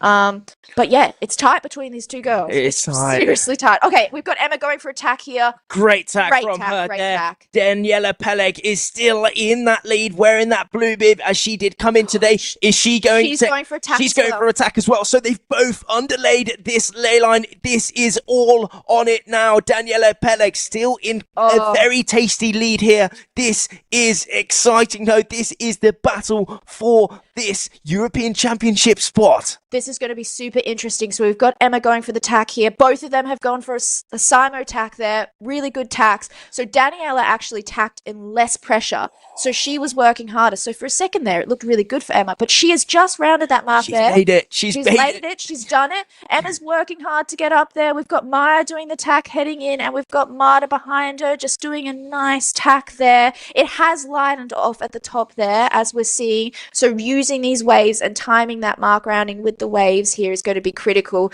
So we've had, I believe, Emma jibe off at the top at that reach mark there to get that separation, to give herself a chance to come back at Daniela at this bottom gate. Daniela is working hard. She's not going to make it easy for her using these waves.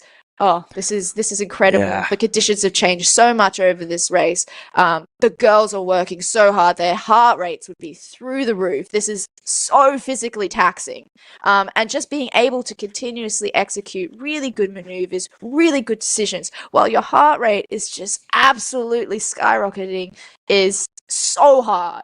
But we're just seeing these girls just deliver fantastic sailing. Race after race, performance after performance. This is insane. Daniela Peleg, she was last year's European champion. She is currently in the 25 spot for being a European champion as well. There is that fight for third and fourth as well with Marta and Maya, but the focus needs to be on our leaders at the minute, and it is Daniela Peleg rounding that bottom mark, still in the lead. But Emma hasn't given up yet. So she jibed earlier than Daniela, but Daniela was closest to the mark. Emma is still pumping down to that lay line.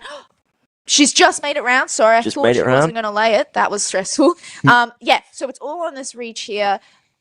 I think Daniela might have it. Daniela is in that leading position at the minute. If she comes across that line in first place, she will become our 2025 European champion. Not much more separating her between that title. She will just try to stay safe, stay defensive. Where is that finish line? She is flying high and she is cranking all the way towards that finish line. It is Daniela Peleg looking behind. Where is that second place? I think she is safe, and she comes across that line in first place. Daniela Peleg is our 2025 European champion. That was fantastic work from the girls there. Oh, there we go. A little bit of a celebration. They were all absolutely sending it on their reach there. 23 knots, which doesn't seem that quick when we see all the speeds coming out today. But in those conditions, on that angle, with those waves, it's spectacular work. She's got to be stoked with that. She delivered a fantastic race there. We can see Emma coming over to congratulate her there. There's that little oopsie from Maya. Again, it is just so hard to manage that side swell on that reach. You're overpowered. It's hard reaching on these boards already in these conditions, and then you throw in waves, and it's like, oh. God, that was a race. What a way to end the women's fleet here at the European Championships. That is the end of their competition. That was a exhilarating grand final. Lots of switching around, but it was Daniela Peleg, start to end, who managed to win that race. An absolute masterclass of defense there, wasn't it? It was just spectacular. Like, all of the girls elected to round that bottom mark, that bottom gate, the same gate, and take the same side, which kind of indicates that there was a reason they were heading out there. I'd love to give more details on that, but unfortunately I can't. I don't know what they saw. I don't know what was going on out there. But basically they were all working so hard throughout that whole race, and just battling each other and battling the conditions, and probably their kits at points with the changing wind conditions, and keeping a clear head. Executing Maya did a fantastic job at not losing the board on that reach there. That was great sailing. They all deserve, they are the top 4 at the European Championship, and they all deserve that. That was great sailing. It is tricky. Emma did a fantastic job at coming back from that start and that 5-second delay. The same with Marta to, be back in that mix. Yeah, it's spectacular. We've got a new European champion now. There we are, Daniela Peleg. She came into the day in that second place already with 1 win, and she did what it had to take that European Championship title. Not only is she the 2024 European champion, she is now crowned the 2025 European champion. What a titles, double European Championship title. Yeah. She has just sailed so well this event, and she sailed so well today. So she's just on the media boat now, getting interviewed. Congratulations. She has performed so well in such a solid fleet against such great sailors in such tricky conditions. She should be stoked. Everyone in these medal series should be absolutely thrilled. But Yeah. that is what a way to end the week. A huge moment for all of those riders here. You know, not only those ones racing in that grand final, also the whole medal series, and also all the riders racing in this championships. Just to be racing out here is a huge achievement in itself. So well done, Sammy. Yeah. Thank you. It is huge. Yeah. Yeah, yeah, a fantastic week. So we're just seeing the boys come in now. I love this final of this medal series because it's kind of like you get to this final race and then you've got a new player unlocked. So we've just seen Finn Hawkins appear. So he will be in this final along with Nicholas Goyard. So Goyard has had both of these guys have had a fantastic week. Fantastic sailors. The British team is just so strong at the moment. You know, we've got Emma. We've also got Isla, who is just outside the top 10. So we heard her get interviewed in that ley line segment before. But, you know, we've got Andy Brown, world champion. Emma, world champion. But we've also got Finn Hawkins, who's been sitting comfortably in second for most of this week. So it's going to be really cool. And then we've got Pavel and Luke, who just absolutely blitzed that race before. So, again, it's going to be another fantastic race. It is going to be epic as we've just finished the women's grand final. We are now moving over to the men's final. This could be the last race of our competition. The whole week has led up to this moment where we will be seeing our 2025 European champion crowned. In this race, we have Nicholas Goyard, we have Finn Hawkins, we have Pavel Tarnowski, and we have Luke van Opsieland. Yeah, we've got a cheeky little 49er out there as well, just having a little geese. Hopefully they don't wander onto the course. Yeah, you know, we're in the last minute of this men's final here. We've got the big boys sailing. It's going to be so exciting. I'm at the edge of my seat. So we've just got the guys coming into their final jibe here to start their approach to the start line. You know, the boys were quite well behaved in the semifinals, and we didn't have any over early. So, you know, we might be able to just bang off the start and get this race underway, and then we'll have our men's European champion. What we can say, though, is there is going to be no slouching. No one is going to be leaving any room to spare at all. This is the moment where they have all been working for around 20 seconds to go. Yeah, so it looks like they're on the lighter side of things at the moment. Again, it's not going to really be under 10 knots, so it's not particularly light, but compared to some of the pressure moving out there, it is a lighter part of the course. So we've got them coming in this final approach, followed by the jury boat here. We've got Luke leading in. Top 4 in this race at the minute. They are all looking like they're a little bit early, but there we are away. Finn Hawkins out in the middle there, just popping out from the pack, and up the top end in that yellow bib, it is Nicholas Goyard in the middle. Poland 1, that is Pavel Tarnowski, and down the bottom, Luke van Opsieland. The speed is on, and it's looking like it is a great start. Finn is holding his lead here, though, but Luke is really putting the power on. Luke is our 2024 Olympic bronze medalist. Finn Hawkins, our under 21 and also under 23 world champion. Nicholas Goyard, multiple foiling world champion, and Pavel Tarnowski, also last year's European champion and vice world champion. The level is through the roof here, and here they are at that first mark, all rounding safe. Wow, so Luke came off that start line. He was the closest to the pin, and Finn was slightly bow ahead of him, above him. Finn did a really good job at accelerating off that line and getting bow ahead, but Luke used his lane to kind of accelerate and extend out. So we saw him round that reach mark ahead. Goyard did a fantastic job at kind of rolling over the group from above. He started highest on the line and just had great pace. So we've got the guys going downwind now. Those three have decided to continue on. Oh, we've just got, here we go, they're all jibing. I'm not sure what Pavel's done yet.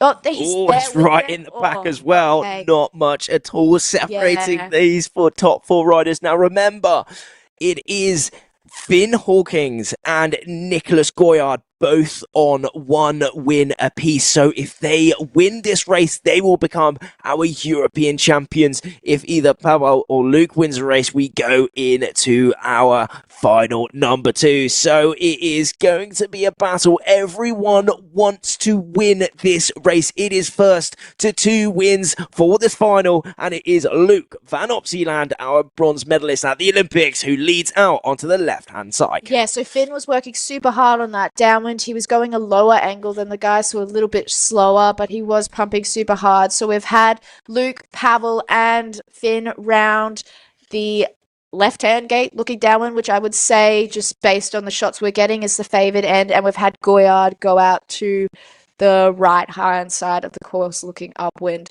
So it's going to be interesting. We're going to have them converge at that top mark again. Goyard's going to have to do an additional tack. Luke's looking solid there, off the uphill, really just like power into those harness lines.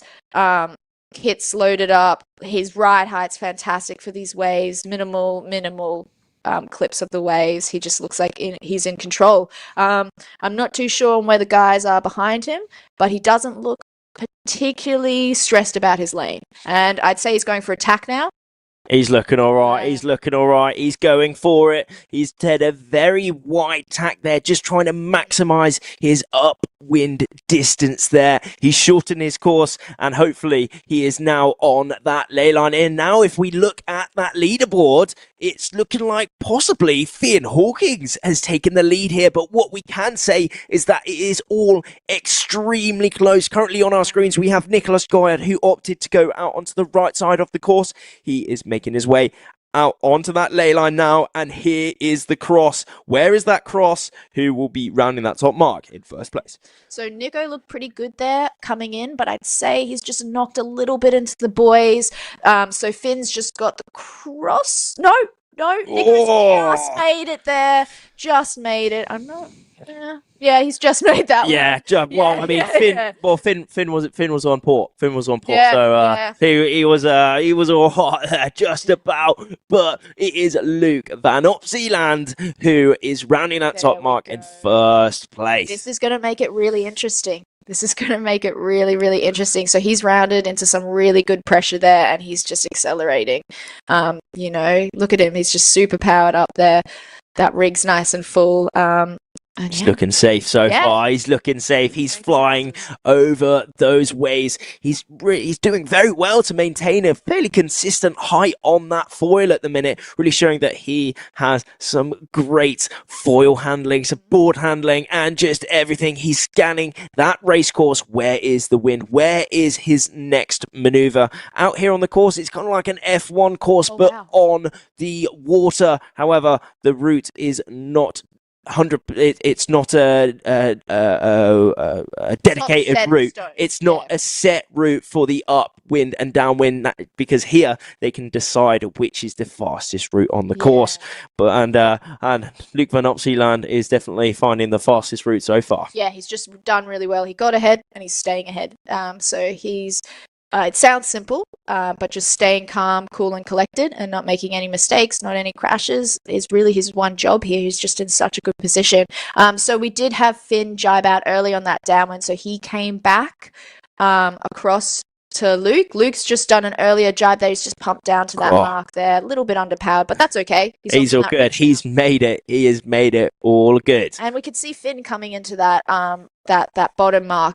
That bottom gate now. So he's done really well to kind of come back. He's just rounding it now. But yeah, we're going to have Luke take the win on this one, which is going to make things really, really interesting. Indeed, an awesome performance from Luke van Opsieland. Now he is on his final reach all the way towards that finish. It's looking like he's staying pretty safe. He's staying calm and collected all the way towards that finish. If he wins this race, we will then go to the next final, because he is adding 1 win to his name, crossing the line. What a race from Luke. Damn, yeah. I don't know if we saw a celebration there. I would be celebrating. He did a fantastic race there. But he's probably still just locked in. He knows he's got another race to go. Yeah, that was fantastic work. He was fully committed to both foot straps on that reach there, but you could see how hard he was. Steezy. Yeah. Steezy.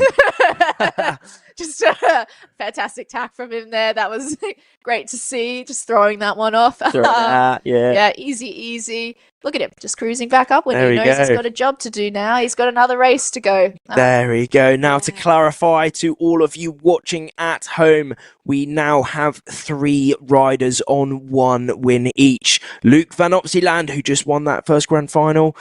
We also have Finn Hawkins and Nicholas Goyard, and it is first to 2 wins. Yeah, so by the looks of it, I don't know if we have the final finishing order for that one. We haven't been updated yet, but I believe it was Luke, Finn, Pavel, Goyard. But we'll let you guys know. But yeah, that was a super exciting race. Yeah. So we've got one more coming up. One more coming up very soon, where we will be seeing our 2025 world champion, European champion crowned. God, and this race here just showed, everyone has what it takes. It's just they need to be in the moment at exactly the right place at the right time, making the right decisions, putting all their training into play. And there we have that replay of the start. Yeah, so we could just see that fantastic start from Finn. He just really accelerated out in that midline and got ahead. And then Luke just did a fantastic job at kind of accelerating below him as closest to the pin and making the use of his lane and his gap to leeward there to get that acceleration. And then you've got the guys separating at that bottom gate there. So Goyard going out to the other side of the course. And then, a really nice planing tack from Luke there. So he lost pretty much no speed. It wasn't a foiler, but that's okay because he just kept moving. The more you can limit that speed loss in the tacks, the better. So just fantastic work, and the risk on that tack would have been lower than if he tried to whip out a foil tack, which, as we know, as he showed us at the end, easy work for him. Easy work. Making it look easy, we can assure you that it is not easy. The amount of tacks that people, hundreds, thousands. Oh yeah. Now with these riders are getting ready for their next race. Sammy, can you tell us, as a racer throughout this week, what is going through their head, Sammy? Oh, I don't know. I can't say personally I've been in the position of entering into a grand final. But we've just got Luke do another fantastic tack there. Sorry, got distracted by that. So I think at this point, it's that reset. They've got to reset for this race. They've got to take in the conditions again. As we've seen across all these races and this stream now, the conditions are changing so much out there. So we've got a rain cloud coming in now, which is going to change things significantly. There might have been a wind shift. So they've kind of just got to stay really, really present and just locked in. You can't get too stuck in the past. For example, if I'm sure with their coaches, they'll have a quick debrief of the race that just happened to see if there's anything that they would change coming into this new one. But it's really, you've got to adapt to what you're being presented with. And it's changing so much out there that they've really just got to keep their eyes open and pay attention to what's going on. So basically their priorities finishing that race, I'm sure, is to get to that start line as quickly as possible. So get up there because they don't know when they're going to bang off this next start. But also it gives them an opportunity to kind of look at what's going on the race course. So both that journey up as well as just sitting at the start line allows them to kind of get a bigger picture and make a plan for how they're going to sail this race. I would say if they had any changes they'd like to make to their equipment, they would make it now, just based on the conditions that they're being presented with or that they had in the previous race. But most of those guys look pretty comfortable. So I'm sure they're just taking the time now to just kind of reset, set themselves up for the next race and lock in their plan A. So most of the sailors will approach these races with a plan A. So what their BSO, their best strategic option around the course. So what is the quickest way for them to sail around the course? And so I'm sure they'll come up with that. But as we've seen from the racing today, lots can change. You could be rolled, there could be a shift, things could change. So you have your ideal plan, but you also have your additional options. So I'm sure they're just kind of going through, visualizing what they're going to do, how they're going to execute it, and getting ready for the start. Yeah, there's so many moments that have led up to this moment. This is, the pinnacle of these riders' years, a lot of them. You know, this is the grand final. This is the absolute top level of this European Championships. Not only has this week led up to this moment, they've been working hard each and every day here in Sferracavallo. It's 6 days long of racing. We are now on that 6th day. And here we have them racing it out and putting in their performance exactly when it matters. We've completed the women. We have crowned our 2025 European champion as Daniela Peleg. And now we are on to the men. Just had one men's final. Luke van Opsieland won that, so he is now on 1 win, along with Finn Hawkins and also Nicholas Goyard and Pavel on no wins currently, but he still has a shot at getting that World Championship title, European Championship title. Yeah. Like all of these guys have been working so hard this week, but the whole season, and as we heard before when they were talking about what is after this event, I'd love to say that, you know, this event marks the end of the season, they're going to have a holiday, they're going to go and enjoy Christmas, and I'm sure they will, but at the same time everyone's focus is now turned towards how can they show up at the next event better. You know, I'm sure the girls, the guys that were in this medal series, they'll walk away from this, they'll have a great debrief, they'll go and reset, but they're probably thinking like, okay, how could I come back and win the next one? And I think the whole fleet thinks that every time. It's like, okay, how can I come back and be better? But that doesn't stop when you get to the top. Like even whoever walks away from this men's final as the European champion, I'm sure they'll walk away from this and be like, okay, I need to work on this, this, and this. I could have done this and this better. You know, it's never ending. So yeah, it's a long week that leads into a long year, which leads into a long quad, Exactly. particularly into lead up to the LA games. Oh, what a contrast in weather, though. Yeah, Get some changed big shots. significantly out there. You know, one side directly behind the screen now is, you know, lovely blue skies, bit of sun, and then this way it's looking pretty aggressive. Let's say aggressive. Yeah. So I'm sure the sailors and the coaches out there will be keeping a close eye on these clouds, not so much for the rain and avoiding it as much as we hate it, but also to see how they might be affecting the wind. So with the clouds, you could tell from their shape and structure whether they push the wind or they bring more wind, or whether they're actually sucking the wind up. And sometimes you can tell how it's going to influence the angles. I'm sure, so they were all probably all sitting out there now trying to come up with some theories, conspiracies, I don't know. Really? Yeah, you never really know with the clouds. Well, that's it. You know, it could take all the wind, or it suddenly could come in mega time, and it's looking like this could be coming in mega time. This is giving me flashbacks to the other day. Yeah, well, I remember that day was actually it was pretty dreamy actually. I made my way out on the boat super early in the morning. It was lovely, and then suddenly, you know, you just saw this. I mean, pretty similar to this. Very similar to just this. Dark on the horizon. I made my way back to. I needed to ship some media cards back to the beach. Then we made our way back, and holy moly, it changed drastically. Yeah. We couldn't even drive the rid upwind. It was crazy. It was nuking. How was it out there? It was nuts. It was very. It was the build to it was very similar to this. You know, we were waiting for races. We got a few starts done, but weren't able to get any races done. And then there was just a moment. Everyone just kind of turned to face the cloud, accepted what was about to come, and then just got hit by. Rain and wind, and it was insane. And then the only way to get back in was to sail. You couldn't be on the coach boats. It was so windy. Yeah, well, that's a very good thing to know. You know, it hit hard, but in a good way, insane in a good way. The elements had arrived. You know, God had given the rain, given the power, and you really felt nature. And exactly as you said, it was impossible to be in a rib, but on the iQFoil equipment, that was the best place to be. Oh yeah, it was probably pretty fun, no? Yeah, it was actually really fun. I think everyone, as soon as it hit, was just having a great time. Yeah. But yeah, it was big. It was big work. But I think what the race committee is going to try and do now is get the start done before whatever that is hits. Well, I think we could be. It's pretty far in the distance, isn't it? It looks pretty far in it, but I you don't know, know. yeah, I believe it can come fast also. Yeah. But what we also can see in current conditions out on the course is looking like the wind has picked up a bit, hasn't it? Yeah.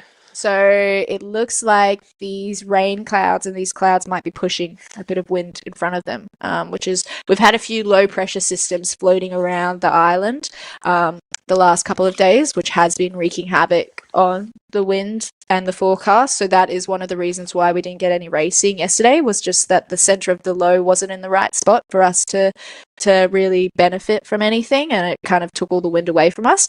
But luckily that isn't the case for today.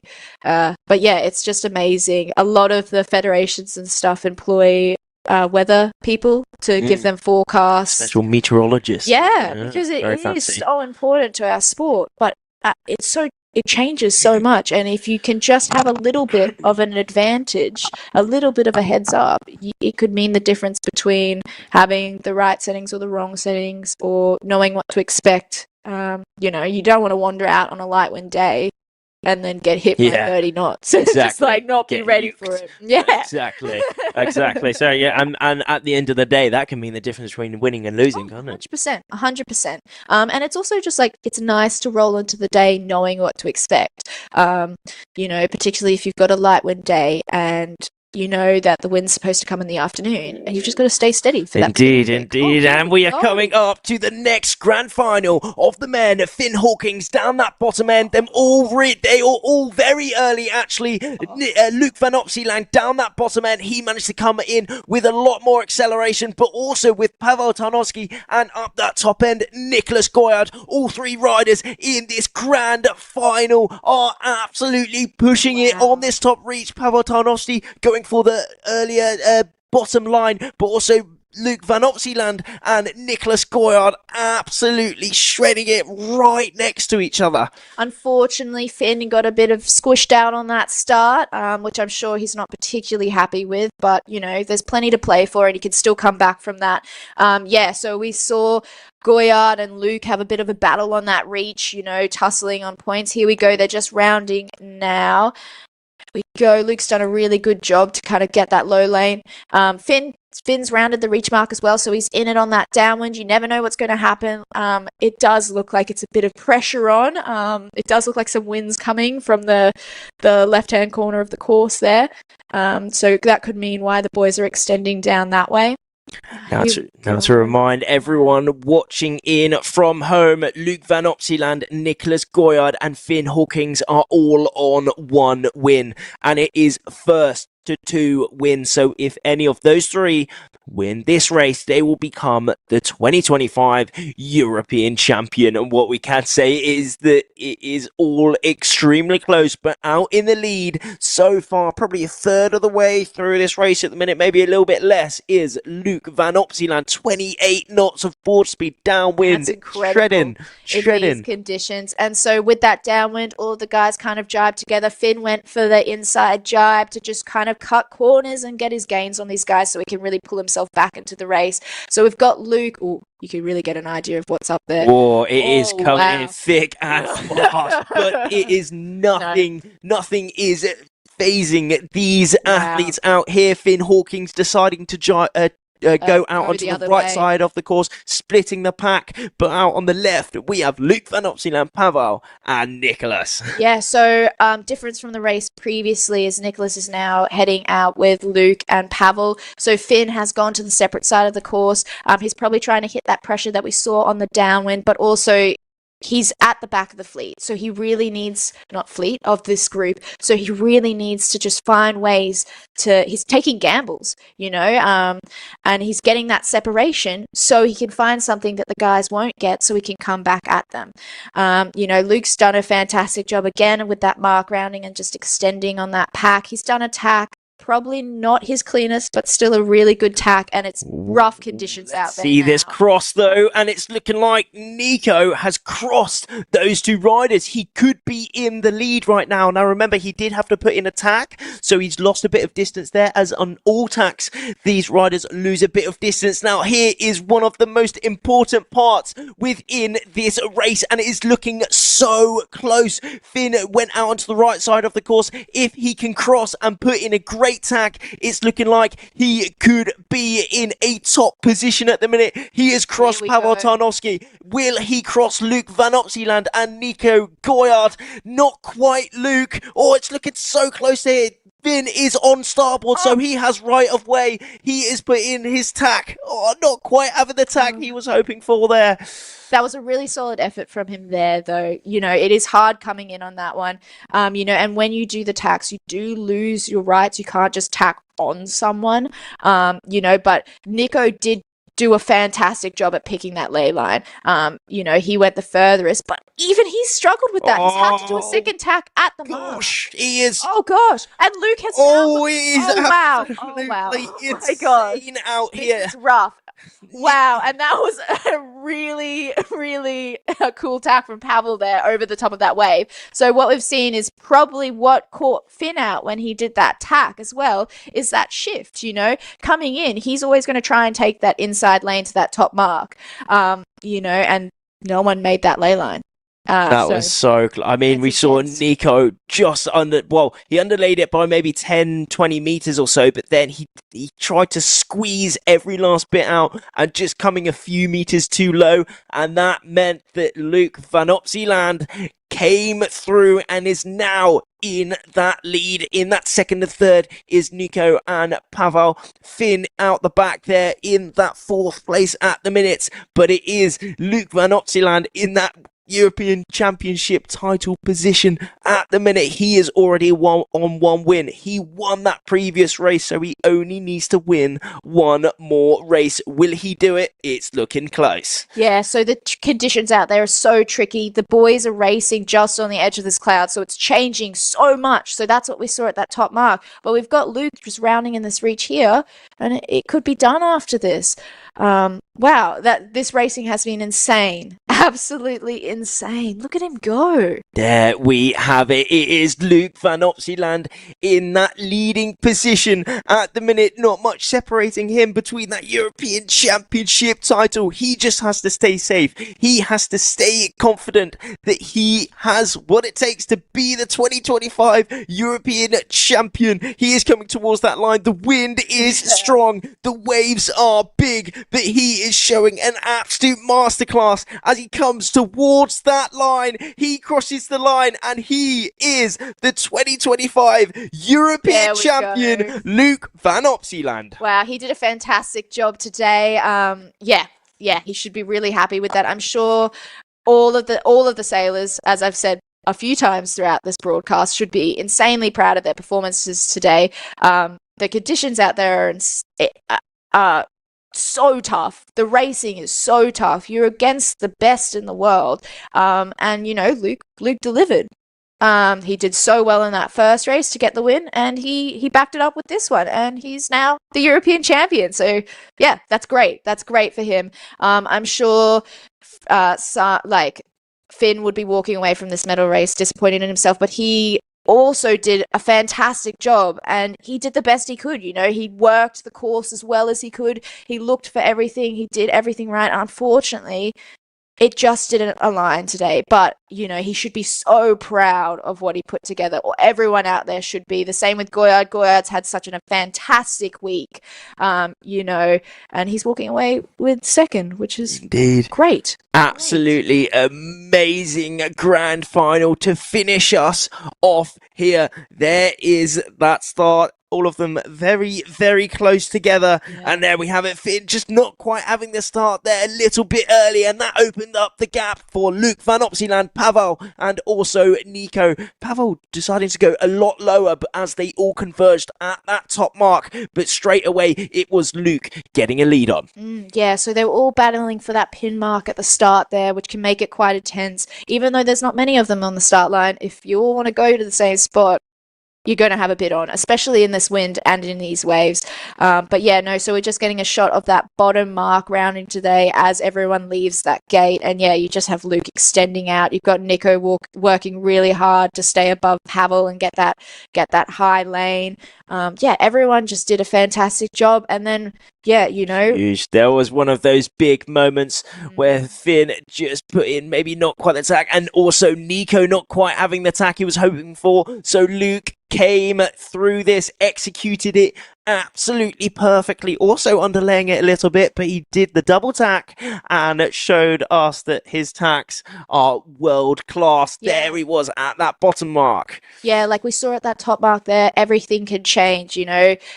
Everyone was looking pretty good on that ley line, and then that little shift meant no one laid it. So it's just being able to adapt in the moment and, you know, get the job done. And Luke did a really good job at getting that double tack done and sneaking up on the inside of Goyard and just getting out of there. And made Yeah, it work. so yeah.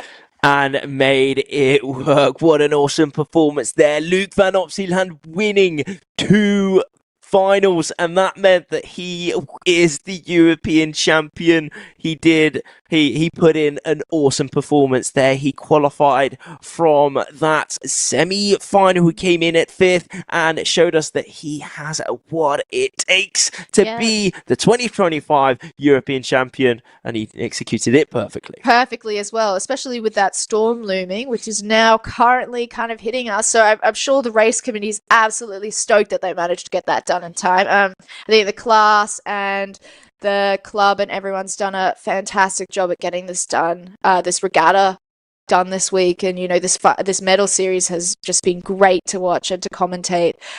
Yeah, you know, we're getting shots of what's going on out there at the moment, so they've really done a fantastic job at just getting these racings done in the window that they have. It has been just awesome to witness this final day, the climax of the 2025 European Championships. We've just witnessed that men's grand final, and we have a new European champion. It is Luke van Opsieland in second place. We did have Nicholas Goyard in 3rd, Finn Hawkins, and in 4th, Pavel Tarnowski. Yeah, fantastic work from everyone today. The whole week.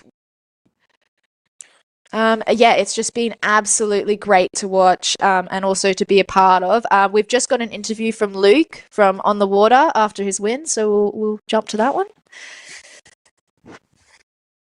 Socials, okay? All right, let's go. Okay. Luke van Opsieland, our new European champion. How are you feeling, and can you tell us about your day? Fucking excited. What a day. Holy, the wind kicked in the last one, and I knew with Nico in his lead I had to push. It was so tight the last one, but I felt really good, confident.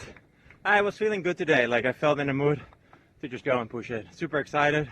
Fucking epic. Many maybe know that the first Europeans were in Italy and I completely screwed those up. So this feels like a bit of a revanche. I'm super stoked after such a tough year, so epic. Can you tell us about your strategy going into today? Strategy, a bit close my eyes on the first reach and just fucking sand it. That was the technique today, and yeah, I was trying to nail the ley line. Didn't really do it in the last one, but I think I pushed everybody with me to do it wrong, so yeah, super good, super happy. After winning that first round, what was in your head going into the second race? I felt confident. I felt like I had a bit of a surplus of speed, but then the wind kicked in and I was on +1, so I don't know how close Nico was in the last one, but I was just like, fuck, I gotta push, excuse my language, but yeah, it was exciting, yeah. Big congratulations and enjoy it. Thank you very much. Fuck. Okay, second one.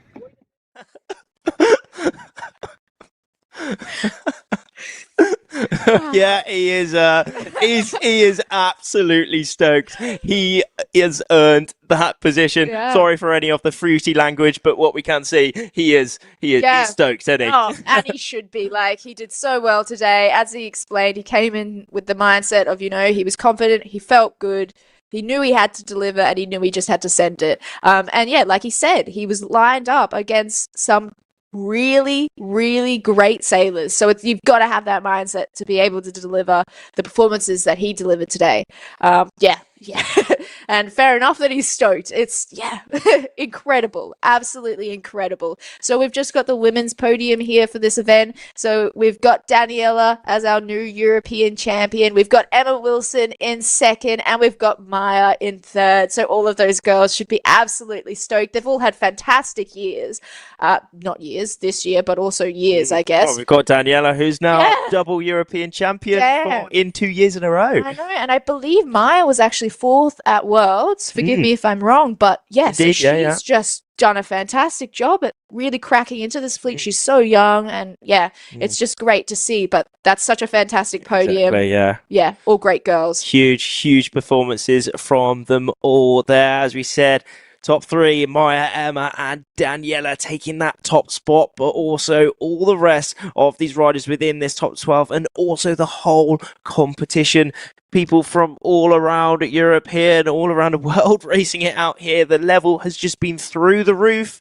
And moving over to the men, the final podium, it is Luke van Opsieland, who we've just seen how he's feeling after winning the 2025 European Championships. Nicholas Goyard in second, third place. Bronze medal goes to Finn Hawkins. A great performance from him as well.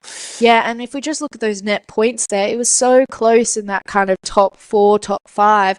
But Luke's just had a fantastic week. So he's walking away from this week with 21 net, total points and 2 fantastic races today. He should be totally really happy with himself. Yeah, right on.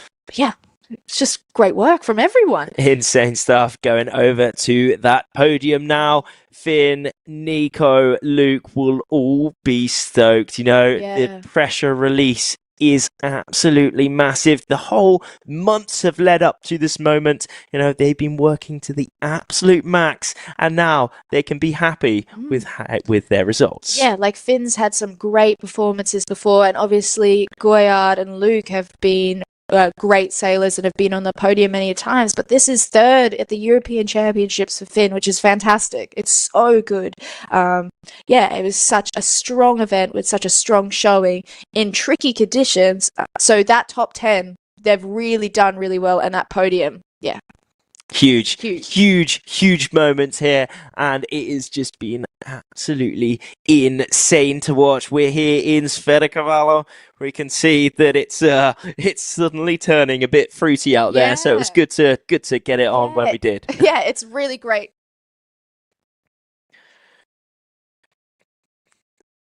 Yeah, so as Rafa said, it's getting a bit crazy out there, but we've wrapped up all the men's series today, so I think that's all from me. Indeed, it's been absolutely awesome. Thank you all so much for tuning in this week and witnessing this finals day here at the 2025 European Championships. I'm Rafty Reed. Thank you so much, Sam, for joining us. Thank you so much for having me. It was a great event. Thanks to the race committee, everyone, for organising it, the IQ class, and thanks for having me commentating today. This has been great fun. Wicked. So thank you so much. We'll see you at the next one, and we will leave you with the highlights from today.